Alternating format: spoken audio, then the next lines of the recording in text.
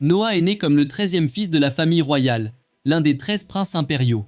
Il ouvre les yeux et voit une femme bienveillante le regarder, se demandant si c'est sa mère ou une servante. Avant de le découvrir, un vieil homme barbu, son père et le roi, s'approchent pour l'examiner.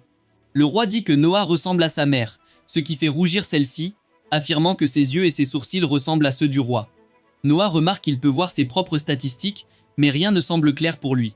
Soudain, un mage de la cour s'approche et le prend délicatement dans ses bras, annonçant au roi que Noah a une affinité magique pour l'eau.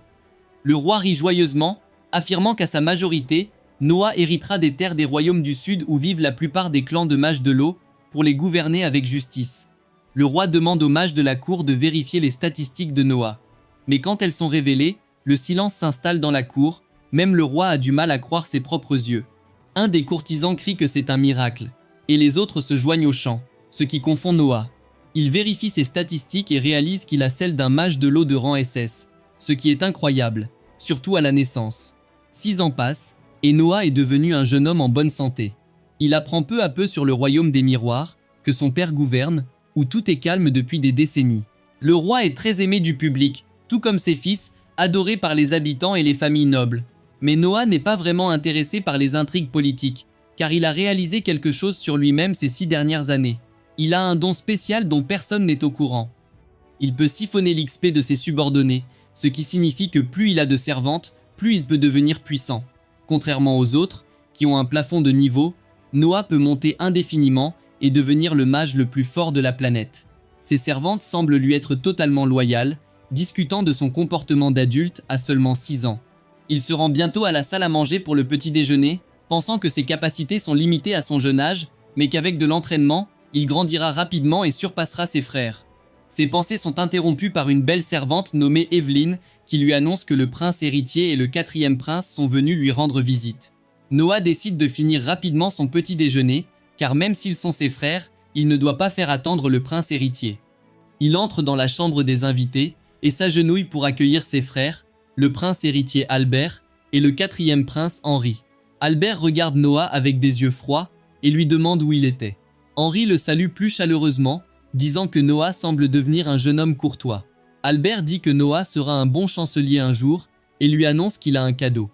Il applaudit et immédiatement, un serviteur terrifié entre avec un petit cercueil qui dégage une aura mortelle. Noah est confus par ce cadeau étrange, mais Albert ordonne au serviteur d'ouvrir le cercueil, ce qu'il fait à contre-cœur. Dès qu'il l'ouvre, une aura de mort envahit la pièce, et Noah ressent clairement la présence de l'épée à l'intérieur, se demandant ce qu'il vient de ressentir. Avant qu'il ait le temps de reprendre ses esprits, Albert lui dit de la prendre et de voir comment elle se sent. Noah réalise qu'il n'a pas vraiment envie de toucher la lame, mais étant un cadeau du prince royal, il ne peut pas refuser et est contraint de la prendre. Il saisit doucement l'épée, même si elle est trop grande pour son petit corps. Albert sourit et lui dit qu'il savait que Noah pouvait le faire, et explique que cette lame est une épée spéciale conçue pour les mages de l'eau, connue sous le nom de Léviathan. Il révèle aussi que plus de 120 personnes ont essayé de la tenir avant lui, mais aucune n'a survécu. Cela l'effraie, et il faillit laisser tomber la lame brillante. Mais Henri lui dit de ne pas s'inquiéter, car la malédiction de cette épée est si forte qu'il serait mort dès qu'il l'aurait touchée, si l'épée avait refusé de l'accepter. Albert et Henri se lèvent pour partir, tandis que Noah s'incline, pensant à quel point ce prince héritier méprisable, qui est malheureusement son frère, le teste avec une tâche aussi dangereuse sans raison. Mais il sait que s'il le dit à voix haute, cela signifierait sa perte. Plus tard dans la soirée, alors que Noah se prépare à se coucher, il remarque qu'une de ses servantes semble très tendue, alors il lui demande si ça va. Zoé, la servante, hésite d'abord, mais quand Noah insiste pour connaître la vérité, elle s'agenouille, disant qu'elle a besoin de temps libre à cause d'une inondation dans son village. Sa famille a faim, et elle prévoit de vendre son corps pour collecter de l'argent pour les aider. Noah lui dit d'arrêter de parler, affirmant que Zoé est sa servante personnelle et qu'il ne peut pas la laisser partir si longtemps.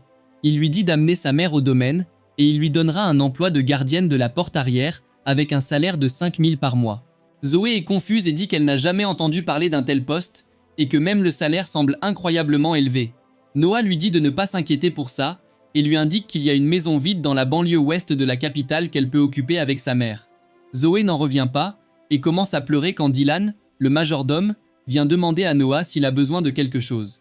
Noah lui demande s'il est au courant des inondations dans le village de Zoé, et lui dit d'acheter autant de terrain que possible dans cette zone. Dylan est confus car ce serait un mauvais investissement, mais Noah lui dit qu'ils doivent protéger les gens dans le besoin là-bas, sinon des vilains occuperont ces terres. Dylan répond qu'il est juste surpris de voir à quel point Noah gère bien la situation, avec la prévoyance d'un homme expérimenté, alors qu'il n'a jamais vécu quelque chose de tel. Noah pense à la destruction qu'il a vue dans sa vie précédente, mais il ne peut évidemment pas le révéler. Dylan estime que la Terre devrait coûter environ 70 millions de dollars, ce qui choque Zoé. Même Noah sait que c'est une somme énorme. Son groupe de vassaux gagne environ 80 000 dollars par an. Il a environ 50 millions de fonds provenant des impôts et des dons de ses frères, mais il reste 20 millions. Il se tourne et demande à Dylan ce qu'ils ont dans le sud de la capitale, affirmant qu'ils devront vendre cette terre.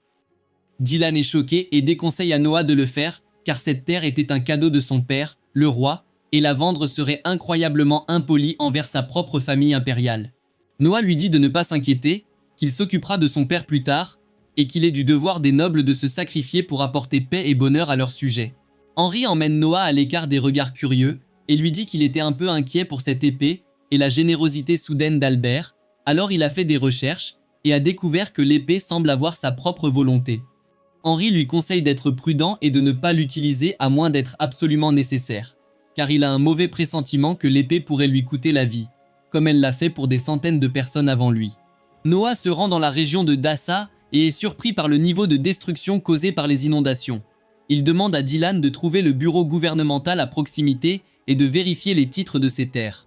Il remarque des hommes dans des abris rudimentaires se rassemblant pour obtenir la nourriture de secours du gouvernement, ce qui le rend un peu heureux, mais cela disparaît complètement lorsqu'il goûte la bouillie insipide servie. Il ne peut pas croire que le gouvernement ait des normes si basses et s'apprête à demander à l'officiel local quand le seigneur Garl entre pour une inspection. Noah s'attend à ce qu'il prenne des mesures contre la mauvaise qualité de la nourriture, mais à sa grande surprise, l'homme se bouche le nez et déclare que c'est suffisant, ce qui rend les cuisiniers heureux. Noah ne supporte pas cela et s'avance pour confronter l'homme. Il traite Garl de petit bâtard corrompu, ce qui le touche au plus profond, et l'homme, avec un ego fragile, sort son épée. Au début, il pense que l'épée va simplement lui obéir, mais il réalise soudain la véritable force de l'épée alors qu'elle commence à lui résister, le brûlant de son aura sinistre. Noah refuse cependant de reculer et parvient finalement à prendre le contrôle de la légendaire lame. Une fois cela fait, Garl n'a aucune chance. Noah parent facilement son attaque. Il découvre le théâtre où elle va se produire et s'assoit à côté de Zoé pour voir si elle vaut le détour. Une jeune fille avec un chapeau haut de forme nommée Ali monte sur scène et se prépare à chanter. Elle commence à chanter et Noah est immédiatement captivé par sa voix. Il sait qu'elle n'est pas la meilleure chanteuse technique qu'il ait jamais entendue, mais elle aime vraiment son art. Il pense qu'avec le bon entraînement, elle peut atteindre la grandeur et envisage de la prendre sous son aile. Mais avant la fin de la performance, des voyous entrent dans le théâtre et crient à Ali de se taire. Le public retient son souffle, se demandant ce que ces méchants veulent pendant qu'Ali, effrayé, les voit s'approcher de la scène. Un des employés essaie d'intervenir, mais le gros le pousse immédiatement avant de sauter sur scène. Il lui crie de payer, affirmant que chanter ici ne lui rapportera pas assez pour rembourser les dettes de son père. Elle tremble et lui demande de la laisser partir, disant qu'elle essaie de gagner de l'argent et qu'elle les paiera bientôt. Mais le gros lui dit que c'est une façon ridicule de gagner de l'argent, et si elle veut gagner beaucoup d'argent rapidement, elle doit créer un compte sur les réseaux sociaux et y poster des photos sexy ou des selfies, peut-être même son eau de bain. Elle lui répond qu'elle est une fille respectée et ne ferait jamais de telles choses. Mais le gros menace de lui casser les jambes si elle ne fait pas ce qu'il dit. C'est alors que Noah décide d'intervenir et dit au gros de s'éloigner de la fille immédiatement. Le gros se retourne et dit à Noah de retourner sur les genoux de sa mère et de boire du lait. Sinon il va lui donner une bonne raclée. Noah s'en fiche. Il descend de son siège et marche vers la scène, disant au gros qu'il est illégal de forcer des enfants à assumer les dettes de leurs parents selon la loi impériale. De plus, il est également illégal de forcer des gens à vendre leur corps pour rembourser des dettes. Le gros le saisit par le col et le soulève dans les airs, affirmant que c'est le dernier jour de Noah sur Terre. Mais il ne sait pas vraiment à qui il parle.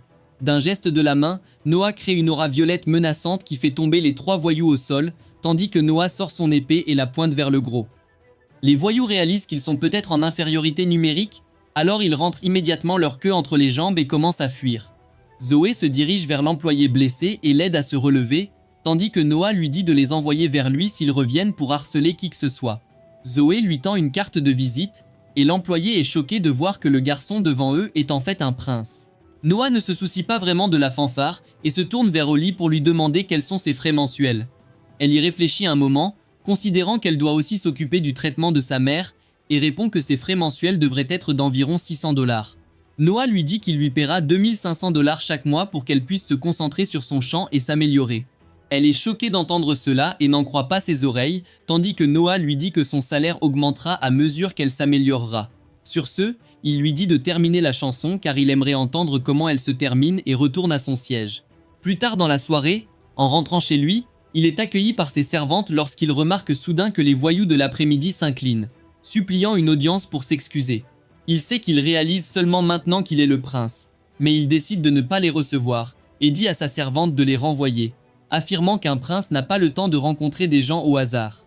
Juste à ce moment-là, son frère aîné Henri arrive, affirmant qu'il a pris la bonne décision car il dévaloriserait son autorité de prince s'il parlait à ses ploucs quand il le souhaite.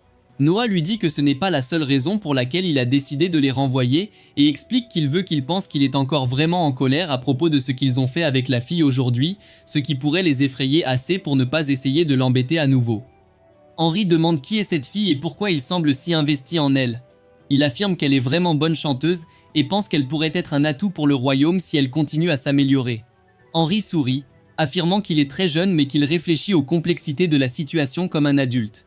Il mentionne que Gary est proche de son âge, mais il agit comme un enfant et n'est pas aussi intelligent que lui. Noah répond poliment que Gary commencera aussi à comprendre la situation bientôt. Il sait que même s'il les appelle ses frères, Henri et Gary sont de vrais frères de sang, car ils ont la même mère. Bien qu'il ait une mère différente, Henri oriente alors la conversation vers son épée, affirmant qu'il ne pensait pas que c'était possible, mais Noah semble vraiment avoir maîtrisé l'épée. Il demande alors où se trouve l'épée et comment il la porte, car elle est censée être trop grande pour lui. Noah se lève et montre comment il fait, en utilisant rapidement sa magie pour invoquer l'épée juste devant son frère. Henri est choqué, car c'est la première fois qu'il voit quelqu'un sortir des choses de nulle part, et demande jusqu'où il l'a mise et si ça fait mal. Noah lui dit que ce n'est pas du tout ça, et il réduit simplement l'épée à une petite taille avant de la cacher dans sa manche. Henri reste sans voix et se rassoit avec un bruit sourd, soupirant que Noah l'étonne simplement, car cette épée était considérée comme maudite et mise de côté avec tous les autres trésors nationaux depuis plus de 2 siècles, et personne dans l'histoire écrite n'est connu pour avoir conquis cette lame. Plus tard dans la nuit, Noah décide d'aller à une célébration à laquelle il a été invité et aperçoit les voyous toujours au sol. Le gros s'énerve encore une fois, car il continue d'être ignoré, et crie qu'il peut le tuer où il veut, alors il ne devrait pas faire le fier. En réponse, Noah libère simplement une petite quantité d'énergie de son épée, ce qui fait immédiatement tomber le gros à genoux. Noah monte ensuite dans la calèche et arrive bientôt à destination, où un vieil homme nommé Ray l'accueille. La salle de bal commence immédiatement à bourdonner d'excitation à l'annonce de la présence du 13e prince. Ray demande à Noah quelle est l'épée qu'il porte, et il répond que c'est l'épée légendaire qui était censée être maudite, et qu'elle lui a été offerte par le prince héritier Albert. Cela impressionne immédiatement tout le monde dans la pièce, qui commence à parler de l'importance de recevoir un cadeau personnel du prince héritier. Un homme avec un ego fragile dit des bêtises sur le fait que l'épée doit être une réplique, sans réaliser qu'il parlait si fort que tout le monde dans la pièce pouvait l'entendre. La conversation s'arrête complètement alors que tout le monde regarde Noah pendant que l'homme commence à avoir peur de ce qui va se passer. Noah ne lève même pas le petit doigt, mais soudain une aura mortelle jaillit de son épée et couvre toute la pièce, les plongeant dans une transe. Noah dit immédiatement à l'épée de s'arrêter et l'aura disparaît. Ray est surpris par ses pouvoirs, affirmant que tout le monde dans la pièce s'est senti un peu plus proche de la mort. Un peu plus tard, il s'assoit sur un petit trône pendant que tout le monde dans la pièce s'approche de lui pour lui rendre hommage et gagner sa faveur. Tous lui semblent plutôt ennuyeux, mais enfin un homme blond nommé Alan s'approche et se présente avec sa fille adoptive Cindy. La fille semblait attentive à la présence de Noah. Mais Noah décide d'ignorer cela et demande comment il a fait pour l'adopter. Alan explique qu'il l'a achetée sur un marché aux esclaves, mais qu'elle a montré beaucoup de volonté et de détermination, et qu'elle apprenait très vite tout en étant socialement intelligente. Comme il n'avait pas d'enfant, il a décidé de l'adopter comme sa propre fille. Noah lui sourit, affirmant qu'il adore ce genre d'histoire et invite le duo à revenir à son manoir pour discuter davantage. Alan semble vraiment heureux d'être le seul à être reconnu parmi tous. Mais Noah dit à Ray que la vraie raison pour laquelle il les a reconnus est que Cindy est d'une manière ou d'une autre consciente de son pouvoir. Il le démontre en libérant un peu d'énergie de son épée, mais Cindy le reconnaît immédiatement et se retourne pour s'assurer qu'ils ne vont pas être attaqués. Quelques jours passent depuis cet incident, lorsqu'un jour, alors que Noah se promenait, il rencontre le 8e prince Oscar, qui décide de se promener avec lui dans le marché, pour essayer de trouver des choses intéressantes. En fouillant dans des tas de trucs, Noah remarque un grimoire et, une fois qu'il le prend, l'un de ses stats change soudainement en rang S. Il s'y intéresse immédiatement et l'achète, mais remarque que son épée semble réagir à cela. Oscar semble reconnaître le livre comme un tome magique créé par un sorcier il y a longtemps, mais le livre s'ouvre soudain et libère un énorme monstre à l'air libre. Oscar dit à Noah de reculer et d'aller à l'abri, mais Noah sort simplement son épée et se prépare à affronter le démon. Il essaie de trancher l'être magique mais échoue pour la première fois. C'est alors qu'il décide d'utiliser un peu de magie supplémentaire avec son prochain coup et vise vers le haut pour ne rien détruire d'autre. Avec cela, la créature magique cesse d'exister pendant qu'Oscar se demande à quel point son petit frère est fort à ce stade. En voyant cet exploit incroyable, un des commerçants sort en courant et s'incline au sol, demandant à Noah de jeter un œil à un objet qu'il a dans sa boutique, qui pourrait bien être un trésor. Il ramène les princes dans sa boutique et leur montre une bague magique, affirmant que cette bague n'a encore accepté personne comme propriétaire et demande à Noah d'essayer. Noah met la bague à son pouce et immédiatement la magie s'active et son corps entier est recouvert d'une belle armure. Le commerçant est choqué, mais Noah l'aime vraiment et l'achète sur le champ. Mais Oscar refuse de le laisser payer, affirmant que ce sera un cadeau de sa part. Cela fait, il décide de retourner au théâtre pour voir Ali chanter, mais au moment où il sort de la calèche, le gros l'attaque avec une épée. Noah utilise immédiatement un bouclier de sa bague pour bloquer l'attaque, tandis que le cocher maîtrise le gros au sol et l'attrape. Noah ne s'en soucie pas vraiment à ce stade et entre dans l'auditorium pour voir Ali sur scène, faisant face à deux hommes ivres qui se battent pour elle. Noah intervient et utilise sa magie pour détruire leurs vêtements, après quoi il s'enfuit du théâtre. Il appelle ensuite le propriétaire et lui dit qu'il est déçu par la sécurité ou le manque de celle-ci dans ce théâtre et lui propose d'acheter tout l'endroit. Le propriétaire était un peu hésitant, mais Zoé sort immédiatement 100 000 $ de nulle part, ce qui donne au propriétaire toute la motivation dont il avait besoin, et il le vend immédiatement. Zoé remercie le prince en affirmant qu'elle ne pourra jamais rembourser la dette qu'elle lui doit. Mais il lui dit de se concentrer sur le chant car il veut qu'elle chante un jour devant le roi. Sur ce, il se rassoit dans le public alors qu'Oli commence une de ses chansons spécialement pour lui. Le lendemain, toutes les servantes de Noah l'aident à se préparer et lui disent qu'il a un rendez-vous aujourd'hui.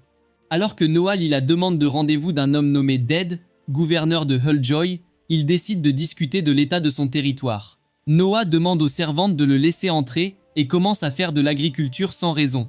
Bientôt, Dead est à genoux devant Noah, se présentant comme le gouverneur général de Hulljour. Il récite le discours formel habituel, mais Noah lui demande de passer et de s'asseoir.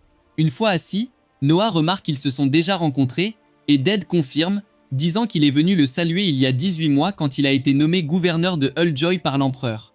Noah lui demande comment se passe son travail, surtout après la grande inondation à Hulljoy. L'expression sombre sur le visage de Dead donne à Noah sa réponse. Il sait que la situation est mauvaise. Hulljoy est une des principales zones de production de céréales de l'Empire, mais elle est vulnérable aux inondations. Tout comme les messages privés de n'importe quelle fille séduisante sur les réseaux sociaux. C'est pourquoi l'empereur a nommé Dead gouverneur. Il vient du pays des mages de l'eau, et tout le monde pensait qu'il pourrait gérer les inondations. Noah décide de comprendre les problèmes qu'il rencontre avant de le juger, et lui demande quel est le problème. Dead répond qu'ils n'ont pas de financement, et sans argent rien ne peut être fait. Noah n'en revient pas, car c'était un ordre impérial de débloquer des fonds pour reconstruire Hulljoy, et Dead répond que le ministère de l'Intérieur bloque les fonds, et qu'il trouve toujours des excuses quand il essaye de les retirer. Noah comprend la situation, et dit à Dead de le suivre chez le ministre des Finances, Maverick, qui est occupé à manger un steak juteux. Il continue de se remplir la bouche ridée en demandant ce qui amène un prince à le voir. Noah entre tout de suite dans le vif du sujet. Il demande à l'ancien de pourquoi il ne donne pas à Dead l'argent nécessaire pour reconstruire Hulljoy. Et Maverick dit qu'il a une bonne raison. Noah le prévient que s'il dit qu'un enfant ne comprendra pas la raison, il lui fera manger le steak par l'arrière. Et l'ancien est agacé. Mais il ne peut pas répondre à un prince. Il accepte d'expliquer ses raisons et dit que Hulljoy a souffert de graves inondations. L'empereur a donc montré sa grâce en les exemptant de payer des impôts pour l'année. Il dit qu'il devrait simplement utiliser l'argent économisé pour reconstruire. Et Noah l'interrompt immédiatement. Il lui rappelle que l'empereur a annulé les impôts parce que les habitants de Hulljoy n'avaient pas d'argent pour les payer. Il demande à Maverick comment il ose parler comme si les habitants de Hulljoy avaient de l'argent, puis lui demande s'il le sous-estime parce qu'il est un enfant. Maverick balbutie en entendant cela et décide de changer son discours. Il dit que le ministère des Finances ne peut pas allouer d'argent pour reconstruire Hulljoy en ce moment, car ils construisent une retraite d'été pour l'empereur. Il essaye de convaincre Noah que puisque l'empereur va utiliser cette retraite, elle doit être grandiose. Dead pense que tout espoir est perdu car ils ne peuvent rien dire quand le nom de l'empereur est impliqué, mais il oublie que Noah est littéralement le fils de l'empereur. Il ordonne à l'ancien de cesser de dire des bêtises car il manque de respect à l'empereur en disant qu'il veut une villa d'été luxueuse alors que son peuple lutte pour survivre. Maverick sait que s'il est prouvé coupable de mentir sur l'empereur, sa famille entière sera détruite avec lui, et il tombe immédiatement à genoux, disant à Noah qu'il mal comprend la situation. Il promet qu'il va immédiatement distribuer les fonds à Halljoy et ordonne à ses serviteurs de s'en occuper d'urgence. Noah retourne tranquillement à son thé après avoir gagné le duel d'esprit contre Maverick, et Dead est vraiment impressionné par ses compétences en négociation. Il commence à admirer Noah, disant qu'il a des compétences brillantes et qu'il a facilement démasqué les contradictions d'un menteur aguerri. Il s'excuse d'avoir essayé de l'utiliser pour obtenir des fonds et tombe au sol pour s'humilier. Noah réalise aussi que Dead essayait simplement d'utiliser son influence de prince pour forcer le ministre à lui donner de l'argent. Mais cela ne le dérange pas car il aurait aidé son peuple de toute façon. Après avoir obtenu les fonds, Dead part immédiatement reconstruire son territoire. Juste à ce moment-là, un messager arrive du palais, disant que l'empereur a convoqué Noah d'urgence. Noah ne perd pas de temps et retourne au palais pour saluer son père, qui nourrit des pigeons pour se détendre. L'empereur commence la conversation en louant Noah pour avoir complètement vaincu le ministre des Finances avide avec son intelligence. Noah est stupéfait que son père soit au courant de ce qui vient de se passer. Ses doutes sont si évidents que l'empereur peut déjà les deviner. Et il dit à son fils que l'information est la plus grande arme qu'il puisse avoir et qu'il doit la garder aiguisée. Noah prend ce conseil à cœur et dit qu'il a simplement agi naturellement en maîtrisant le ministre des Finances. L'empereur répond que faire ce qui est juste n'est pas facile pour la plupart des gens, car ils se laissent influencer par les flatteries et perdent de vue ce qui est bien. Il se retourne et caresse la tête de Noah, disant qu'il est déjà meilleur que la plupart des gens à l'âge de 6 ans. Il demande ensuite à Noah de se lever et loue sa capacité à maîtriser l'épée légendaire Léviathan, dont l'histoire sombre terrifie tous ceux qui essaient de l'utiliser. Noah réalise à quel point l'épée est dangereuse après avoir vu de nombreux exemples, et son père lui dit qu'il doit aussi apprendre à manier son arme correctement. Pour cela, il a prévu un instructeur d'escrime pour lui. Immédiatement, un chevalier chevronné nommé Damien s'agenouille devant l'empereur et Noah. L'empereur le présente comme le plus grand épéiste de l'Empire et demande à Noah d'apprendre bien de lui. Damien demande immédiatement la permission de l'empereur pour un duel avec le prince, car il veut voir son talent brut et son potentiel avant de l'accepter comme élève. L'empereur lui accorde la permission, et Noah réalise que son père fait totalement confiance à Damien. Damien tire sa grande épée et dit à Noah de l'attaquer comme il le souhaite. Noah prend sa position, mais son épée commence à mal agir. Il essaie de la maîtriser et attaque Damien, qui est impressionné par son premier coup. Noah ressent les souvenirs des anciens utilisateurs de Léviathan affluer dans son esprit, et il utilise ces souvenirs pour désarmer Damien en quelques coups. Le chevalier accepte sa défaite et dit à l'empereur qu'il ne peut rien enseigner à Noah, car sa technique est déjà au niveau du maître d'épée. L'empereur rit fièrement en entendant cela et décide de récompenser le talent de Noah en le nommant juge principal de l'examen de sélection des chevaliers de cette année. Noah accepte avec joie cette responsabilité, car il sait que tous les guerriers talentueux de l'Empire participent à l'examen, car le gagnant peut accéder au rang de noblesse. Il sait que le premier devoir du gagnant est de devenir le subordonné du juge principal, et il sent qu'il peut devenir encore plus fort avec un guerrier puissant sous son commandement. L'empereur demande alors à Noah s'il veut organiser l'examen en mode élimination ou en format ligue. Cependant, au lieu de répondre, Noah fait une demande surprenante. Il souhaite omettre le tour préliminaire régional et organiser l'examen entier dans la capitale, afin de pouvoir juger tous les guerriers lui-même et s'assurer qu'aucun guerrier talentueux ne soit éliminé pour des raisons injustes. L'empereur lui dit de faire ce qu'il veut, et sur ce, Noah rentre chez lui. Il parle à Zoé de l'examen de sélection des chevaliers et lui demande s'il y a un candidat dans son village aussi. Elle confirme, disant qu'ils envoient le même gars à l'examen chaque année. Espérant qu'il apportera la gloire à leur village, Noah lui dit qu'il n'y a pas de préliminaire cette année, donc ils peuvent envoyer plus de candidats. Mais le talent n'est pas le problème. Zoé dit timidement à Noah qu'il n'envoie qu'un seul gars, parce que c'est tout ce qu'ils peuvent se permettre, même après avoir ouvert un GoFundMe pour lui. Elle dit que tout est cher dans la capitale, des repas au logement, et personne n'a d'argent pour ça. Noah décide de résoudre ce problème aussi, déclarant qu'il couvrira les frais de tous les participants, afin qu'aucun guerrier talentueux ne perde avant même de combattre. Il convoque immédiatement Dylan, et lui dit d'acheter toutes les maisons vides dans la capitale. Et si cela ne suffit pas pour accueillir tous les participants, Il lui ordonne de construire des dortoirs. En ce qui concerne la nourriture, Noah dit au majordome de parler à tous les marchands avec qui ils ont des liens, et il va personnellement parler à Alan à ce sujet. Alan lui donne une estimation, mais Noah peut dire qu'il lui a fait un énorme rabais qui lui causerait une perte. Il lui demande la raison de cela, et Alan dit poliment qu'ils ne peuvent pas refuser une demande du 13e prince. Ce genre de flatterie ne fonctionnera pas sur Noah, et il affirme qu'aucun marchand ne donne son argent sans raison.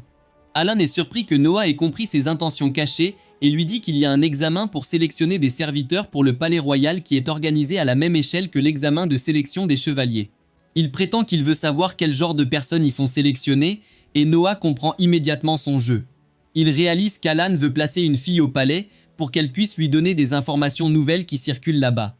De plus, si le roi devient le bienfaiteur de la fille, Alan peut réaliser beaucoup de profits. Alan devient soudain nerveux et dit à Noah que sa demande n'est pas liée à cette affaire, car il a déjà envoyé un cadeau pour l'examen de sélection des serviteurs à son manoir. Noah est impressionné qu'Alan sache comment plaire aux gens et il décide de le soutenir. Il dit que si c'est une fille qu'il approuve, il la recommandera sûrement pour travailler au palais. Alan est super excité en entendant cela, mais Noah lui dit de se calmer car les filles doivent entièrement satisfaire ses exigences. Alan est heureux d'accepter sa condition et fait signe à Cindy, disant qu'il sélectionnera une fille qui répondra à toutes ses exigences. Il s'agenouille devant Noah, remerciant le prince pour sa gentillesse et son observation. Il souhaite ajouter le blason du 13e prince à ses magasins pour prouver sa loyauté. Noah est ravi mais le prévient qu'il ne tolérera aucune trahison. Noah rentre chez lui et constate que ses statistiques ont augmenté après avoir pris Alan comme subordonné. Mais soudain, il remarque qu'une de ses statistiques diminue, et le rang SS de son attribut O passe à un simple rang S. Noah s'inquiète que quelque chose se soit produit dans son territoire d'Almiria et dit à Zoé d'aller immédiatement au palais pour rencontrer l'empereur. Il lui dit qu'il s'est passé quelque chose de grave à Almiria, et le ton de la réponse de l'empereur lui fait comprendre qu'il est déjà au courant. L'empereur lui dit qu'il a juste une idée que quelque chose ne va pas, mais qu'il n'y a pas encore de preuves. Juste à ce moment-là, un serviteur arrive et lui murmure quelque chose à l'oreille, confirmant ses doutes. L'empereur dit à Noah qu'il a bien fait de se rendre compte qu'il y a un problème. Comme il y a une rébellion à Almiria, il demande à Noah quelle en est l'ampleur. En voyant qu'une seule de ses compétences a baissé, Noah en déduit que ce n'est pas une grande rébellion pour l'instant. Le roi confirme cela et dit qu'ils ont repéré environ 5000 rebelles à Almeria. Il demande à Noah s'il a des plans pour réprimer lui-même cette rébellion. Noah répond que ce ne sera pas possible car il est jeune et n'a pas d'expérience au combat, et il ne sait pas si les soldats lui obéiront sincèrement. Il suggère à l'empereur d'envoyer un autre prince pour réprimer la rébellion, et le vieil homme est surpris par l'approche rationnelle de Noah sur ce sujet délicat. Il décide de soutenir sa décision et demande s'il désignerait quelqu'un pour éliminer les rebelles. L'empereur envoie Henri avec Noah pour supprimer les rebelles, et Henri demande à Noah s'il est sûr de vouloir que quelqu'un d'autre prenne la gloire, car le mérite sur le champ de bataille l'aidera à l'avenir. Noah dit qu'il a besoin d'expérience pour diriger ses soldats, et qu'il ne veut pas qu'ils meurent en vain à cause de son leadership défaillant. Il comprend que des ennemis en veulent à sa vie, et décide de les affronter directement, au lieu de compter sur l'aide de son frère. Il saute de la voiture, et les torches le long de la route s'éteignent. Au moment suivant, des colonnes d'eau jaillissent du sol pour l'attaquer de tous les côtés, mais Noah les bloque toutes, en transformant Léviathan en bouclier. Il réalise que les attaquants utilisant l'eau doivent être les rebelles d'Almiria, et les met immédiatement hors d'état de nuire avec son habileté à l'épée. Henri est impressionné par sa progression, et dit qu'il aurait été bien s'ils avaient pu interroger ces salauds. Noah lui dit qu'ils peuvent toujours le faire, car il ne les a pas tués, mais seulement assommés avec l'aura de son épée. Henri est de nouveau impressionné par son frère et dit qu'il avait entendu que les rebelles avaient surtout des cavaliers, donc il ne s'attendait pas à des assassins. Cette déclaration fait réaliser à Noah que quelque chose ne va pas, car ils n'ont pas de bons chevaux de guerre à Almiria. Le lendemain, il va voir Alan et lui révèle le secret top secret qu'il y a eu une rébellion à Almiria. Il donne à Alan 10 000 $ pour acheter immédiatement toute la nourriture pour chevaux sur le marché, car il a déjà compris que les rebelles avaient acheté les chevaux de guerre ailleurs. Mais ils doivent acheter de la nourriture sur les marchés voisins. S'ils ne peuvent pas en acheter, ils ne pourront pas sustenter leurs chevaux, même après avoir pillé les civils. Et ainsi, ils deviendront beaucoup plus faibles au combat. L'empereur appelle Noah pour lui dire qu'il a fait interroger les assassins, et ils ont réussi à obtenir des informations utiles. Les assassins ne visaient pas à tuer Noah, mais voulaient plutôt l'enlever et l'utiliser comme monnaie d'échange. Cependant, Noah dit à son père que tout assassin qui parle aussi facilement ment probablement. Noah n'est pas vraiment intéressé par l'art de la torture, donc il décide de croire ce que dit l'empereur. Ce dernier loue alors Noah pour avoir rapidement traité avec les rebelles, car s'il avait été capturé, ils auraient eu du mal à gérer la rébellion. De plus, il est heureux que Noah ait pensé à la stratégie de se concentrer sur les chevaux de l'armée rebelle. Les yeux de Noah s'écarquillent de choc, car il a donné à Alan l'ordre d'acheter de la nourriture pour chevaux il y a à peine quelques minutes, et son père est déjà au courant. L'empereur continue de louer Noah, disant que n'importe qui aurait pensé à la stratégie de la famine, et le prince héritier Albert voulait en fait affamer les rebelles pour donner un exemple. Cependant, Noah a décidé de se concentrer sur leurs chevaux pour réduire leur force, et il a utilisé son propre argent pour cela. L'empereur lui tape l'épaule, lui disant qu'il a de grandes idées et le courage d'agir rapidement, ce qui n'est pas facile à faire. Noah ressent une nouvelle excitation en lui, après avoir été félicité par son père, et l'empereur décide de le récompenser pour sa brillante réflexion. Dans une nation de guerriers, personne ne peut ajouter une épée à son blason sans la permission de l'empereur. Si quelqu'un le fait, il risque l'exécution. Obtenir l'approbation de l'empereur pour inclure un drapeau est un grand honneur, et Noah essaie de cacher son excitation pour cette récompense. Plus tard dans la journée, Alan vient voir Noah qui s'approche de lui avec ses petits pas. Noah dit qu'il est en avance, et Alan répond qu'il connaît tous les types de fourrages vendus sur le marché et les routes de transport, donc acheter tout cela ne sera pas difficile. Cependant, il s'inquiète que Carfin, le chef des rebelles, soit un homme impitoyable qui n'hésitera pas à atteindre son but. Il prévient Noah d'être prudent en traitant avec lui. Lorsqu'une servante arrive pour lui dire qu'il y a un homme blessé à la porte, Noah décide d'aller voir ce qui se passe et trouve un chevalier gravement blessé qui s'agenouille devant lui et dit qu'une rébellion a commencé à Almiria. Il prétend que son supérieur est impliqué dans la rébellion aussi. Mais il ne l'a pas suivi et est venu ici pour faire son rapport au prince. Alan pense que le chevalier a risqué sa vie pour rien, car ils savent déjà pour la rébellion. Mais Noah remercie le chevalier et ordonne à sa servante de soigner ses blessures. Il commence à s'éloigner, mais se retourne et ordonne de donner au chevalier 1000 $ en récompense. Alan le suit, demandant pourquoi il gaspille son argent, en récompensant le chevalier pour une information qu'il avait déjà. Noah répond qu'il ne récompense pas le chevalier pour son information, mais pour sa loyauté et son courage. Plus tard dans la nuit, Zoé entre dans le bureau de Noah, visiblement très bouleversée. Elle s'effondre au sol avant de dire quoi que ce soit, et Noah lui demande ce qui ne va pas. Zoé lui offre d'abord une bourse contenant 500 $ puis une petite bouteille. Elle dit qu'un homme inconnu lui a offert cette récompense pour lui faire donner le médicament somnifère et ensuite le remettre à eux. Noah réalise que les rebelles le veulent à tout prix, et ils sont plus désespérés que les mères célibataires dans ma région qui ont posté leurs annonces sur tous les sites. Il demande à Zoé pourquoi elle lui a apporté la bouteille, et elle commence à pleurer. Elle prétend que les hommes lui ont dit qu'ils la tueraient si elle échouait à droguer Noah. Mais elle ne peut jamais le trahir.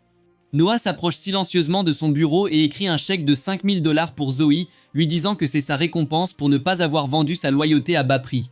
La tête de Zoé commence à tourner à cette somme et elle dit qu'elle ne peut pas l'accepter. Mais Noah lui dit d'être une bonne fille et de prendre la récompense. Elle commence à pleurer et à le remercier.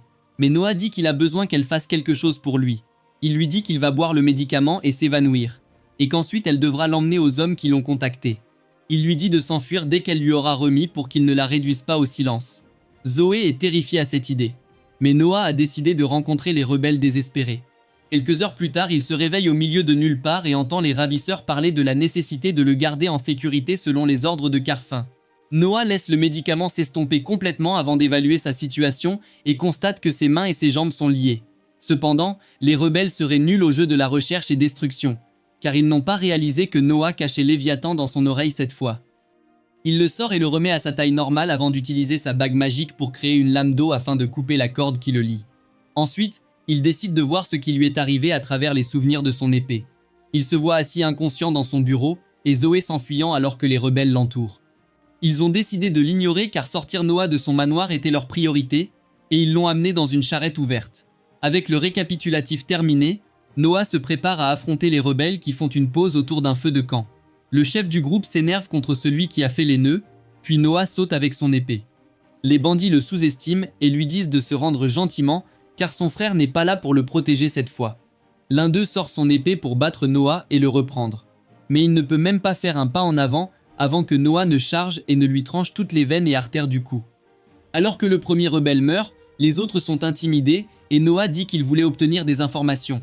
Mais tout le monde ici est un idiot qui ne sait même pas que ce n'était pas Henri qui a vaincu les assassins. Les rebelles se préparent à se battre, mais Noah les fume tous sans effort. Juste à ce moment-là, il voit Zoé mener un groupe de chevaliers vers lui et lui demande ce qu'elle fait ici. Zoé lui dit qu'elle s'est inquiétée pour lui et a amené les chevaliers pour le sauver. Mais ce n'était pas nécessaire, tous les rebelles sont déjà vaincus. Noah appelle le capitaine des chevaliers et lui ordonne d'emmener les rebelles. L'un des rebelles laisse tomber un poignard étrange et un chevalier s'apprête à le ramasser. Mais Noah sent que quelque chose ne va pas et lui dit immédiatement d'arrêter. Il ordonne à tout le monde de reculer alors qu'il s'avance vers le poignard qui dégage une forte énergie maudite qu'il peut sentir grâce à sa maîtrise de Léviathan. Il se souvient vaguement que les rebelles parlaient du poignard maudit qu'ils utiliseraient pour le tuer si les choses tournaient mal. Il sent la haine de l'homme qui a jeté la malédiction sur le poignard. Et pendant un bref instant, il voit aussi son visage. Noah le reconnaît immédiatement comme le chef des rebelles et décide de s'en occuper personnellement. Il parle à Léviathan, demandant si cela peut l'aider à exécuter son plan, car ce serait assez facile pour une épée légendaire comme elle. Léviathan brille pour donner une réponse positive, et Noah canalise son énergie maudite pour tirer un jet d'eau maudite vers le ciel. Le jet maudit monte haut dans les nuages et traverse l'Empire, atteignant Carfin et le frappant. Le lendemain, l'empereur convoque à nouveau Noah et s'agenouille à son niveau pour lui tapoter les épaules pour l'exploit extraordinaire qu'il vient d'accomplir. Il a reçu le rapport que le chef des rebelles a été trouvé mort avec un trou en plein milieu du front, créé par un jet d'eau, et il sait que personne d'autre que Noah n'aurait pu le faire. Noah affirme qu'il a utilisé la haine dans le poignard maudit pour se concentrer sur le chef rebelle et a ensuite réalisé un tir à la tête sans viser depuis des centaines de kilomètres. Une fois les rebelles privés de leur chef, il est facile pour Henri de les réprimer. Et bientôt, toutes les personnes impliquées sont arrêtées. Une grande assemblée est convoquée pour décider de leur punition, et l'empereur ordonne que les coupables soient pendus et écartelés. Et vous pouvez juste voir ce que cela signifie sur Google. Tout le monde est heureux de la punition infligée aux rebelles. Mais Noah s'avance et s'agenouille respectueusement devant l'empereur, lui disant qu'il ne devrait pas faire cela. Tout le monde est surpris d'entendre cela, surtout l'empereur, qui demande ce qu'il veut dire.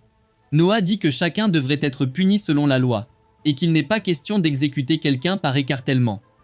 Les chefs rebelles doivent être coupés en deux, et le reste des gens est envoyé au goulag selon la loi, et Noah insiste pour qu'on suive cela. L'empereur demande comment il peut refuser la manière la plus brutale de mourir pour ceux qui se sont rebellés sur son territoire. Et Noah répond simplement que si l'empereur enfreint la loi, cela aura un effet négatif sur sa réputation et sur le peuple. Tout le monde reste sans voix en entendant cela, mais l'empereur décide de suivre ce que Noah veut. Il dit qu'ils suivront la loi, mais ajoute qu'il veut que les criminels reçoivent la punition maximale que la loi permet sans aucune clémence. Noah n'a pas de problème avec ça. Et l'empereur ordonne au Premier ministre de s'assurer que la loi est respectée dans la punition des rebelles. Tout le tribunal commence à louer Noah pour avoir osé s'opposer à l'empereur si audacieusement et corriger son erreur, et il commence à le considérer comme une future légende. Même l'empereur est fier que Noah se soit opposé à lui, et il décide de le récompenser pour l'avoir empêché de briser la loi. Il réfléchit un moment, puis décide de récompenser Noah avec un titre. L'empereur déclare que bien que n'importe lequel de ses enfants puisse s'opposer à lui, c'est différent s'ils le font pour la bonne raison. Noah a fait cela et a montré à tout le tribunal à quel point il était intelligent et courageux. C'est pourquoi l'empereur lui accorde le titre de prince sage, et le changement se reflète immédiatement dans la fenêtre de statue de Noah. L'empereur va même jusqu'à dire que si Noah était né il y a 10 ans, cela aurait été encore mieux. Mais il ne dit pas clairement qu'il aurait été un prétendant au trône. La cour commence soudain à acclamer Noah en entendant cette déclaration. Et ensuite, l'empereur lui demande des nouvelles des préparatifs pour le prochain examen de sélection des chevaliers. Noah demande la permission de partager ses plans plus tard, et l'empereur acquiesce. Après que les procédures de la cour soient terminées, ils se rendent à une zone de fontaine, où Noah commence à siroter du thé, tandis que 4 serviteurs l'entourent avec des seaux d'eau à la main. Sur le signal de Noah, ils essaient de le mouiller. Mais Noah utilise simplement le bouclier dans son anneau pour arrêter leurs attaques. L'empereur ne comprend pas ce que cela signifie, alors Noah lui dit qu'il va demander à tous les participants de l'attaquer de cette manière et de juger leurs compétences en fonction de la proximité de leur attaque. L'empereur est impressionné par cette méthode innovante, mais il pense qu'il y a des risques associés. Noah déclare avec confiance qu'il fera face à quiconque assez fort pour briser ses défenses. Et l'empereur est de nouveau impressionné. Plus tard dans la nuit, l'empereur se rend dans la salle du trône avec le Premier ministre, qui pense que sa remarque sur Noah aurait dû naître plus tôt était inutile devant la foule. L'empereur rit simplement, disant qu'il le pense, car Noah est vraiment spécial. Cependant, il est aussi un peu inquiet à cause du pouvoir immense de Léviathan. Bien que son véritable pouvoir soit encore scellé, il ordonne à son serviteur de sortir un trésor spécial, pensant qu'il ne faut jamais briser le véritable sceau de Léviathan. Mais peut-être que Noah peut contrôler la pleine puissance de l'épée légendaire.